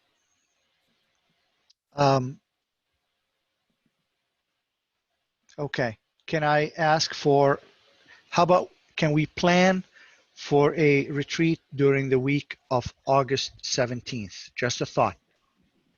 And then we will have, that would be after our August meeting, but, or we can have it the first week of August, which is the August 3rd. Probably the 17th is better. I agree with you. It's better. Yeah. I can't do Okay. the first Monday of the month. I'm sorry? Brandy? I can't do the first Monday of any month. Got it. Okay, so the 17th, can we make that a placeholder for the week of the 17th, a placeholder for the retreat? I might be traveling. Like where? Yes, no. Yeah, I doubt it. Wait, let me cancel my trip to London. Okay. All right. So if you don't mind, if we can pencil it down for the week of the 17th. School might be starting that day. When does school start? I think it starts. Exactly. School might be starting that week. They might postpone. They might postpone. Yeah, but they might start. Can I? How about? No one's going. Well, to school. private schools are going to start. Let me ask a question. Not in person. The retreat is a long-term item. Can we say Saturday, the 22nd? Of what month? August. Yeah, that sounds good. That would work for me. Looks good. Would you consider the 15th? Yeah, I don't care. Because that weekend you picked is my 56th birthday, and I've been missing birthdays for a long. Is Saturday the 15th okay? Anything after Thank you. 25 doesn't matter. All right. Oh, yes, it does. Yeah, that works too. Saturday and the 15th. Jason, is there a problem with the 15th? No, it's just kind of a tentative date. I think when we have our planning meeting, if we need to adjust it, we can adjust it. But I know, but if we can set it, if we can set a reliable date, let's just do that, and we can Thank you. hopefully confirm it. So who's on the planning committee? There's no planning committee. We are going to have a special meeting, special planning meeting for the retreat that will be happening over the next 2 to 3 weeks, and we will spend the entire meeting preparing and planning for the retreat. And which committee's in charge of that? Or are you in charge of it? I'm just asking. There's nobody in charge. We're calling a meeting Okay. for the entire board to plan it. Okay. So Thanks for the clarification. So if board members could come with suggestions for what they want to, it could be Brown Act, or it could be CISs, or, that's all for the planning meeting. So can we spend money before then? If we don't have a budget, we can't spend any money? Yes, we're fine. We can, because there's a placeholder budget that was submitted to the city clerk per the city's rules already. But we didn't approve any funding items, so we're not spending anything this month. Okay. Okay. So what about the planning meeting? When is that going to be? Let's talk about that now. Good. In 2 weeks? Yeah. I say we do it at least a week before our next meeting so that we can, if we have any loose agenda items, we can add it to that agenda. Why don't we just do it next week? How about next week, guys? No, we need to prepare, Jason. We need to prepare a little more. Next week is just the 15th. How about the week after? Can I ask for Thursday, the 23rd? Yeah, that's fine. Is that an option? Of July? Yes. Oh, yes, perfect. I'm on. Any objection to July the 23rd in the evening? We'll say 6:30 to 9. That's the day after my birthday, so I'm good on the 23rd. All right. Happy birthday, David. Okay. Thank you. So tentatively 6:30 on July 23rd, special meeting. Perfect. What time, Assam? 6:30. Perfect. Okay. Can I just ask a really quick question? Go ahead. Can we, is it possible to post the absences of the board members for the last 12 months so we know where we stand?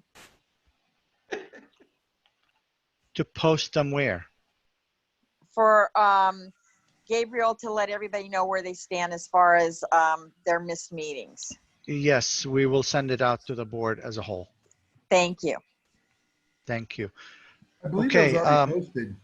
I don't Esam. think, I'm sorry. That's already been posted.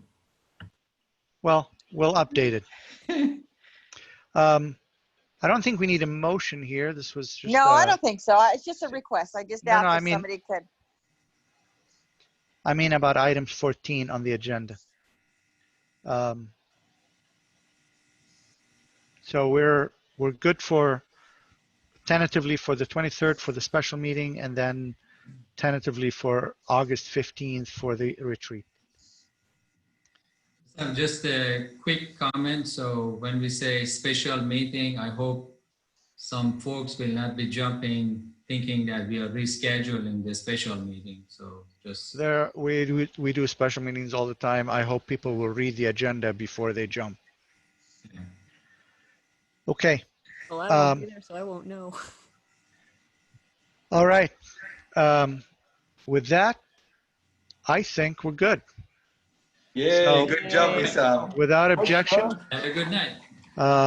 we are adjourning the meeting. Francis, I guess you're good. Thank you all. Thank you all. Thank you, Freddie. Thank you, Freddie. Bye-bye. Take care, everyone. Bye-bye. Bye-bye. Bye. Thanks, everyone. Thank you, attendees. Have a good night, everybody. Good to meet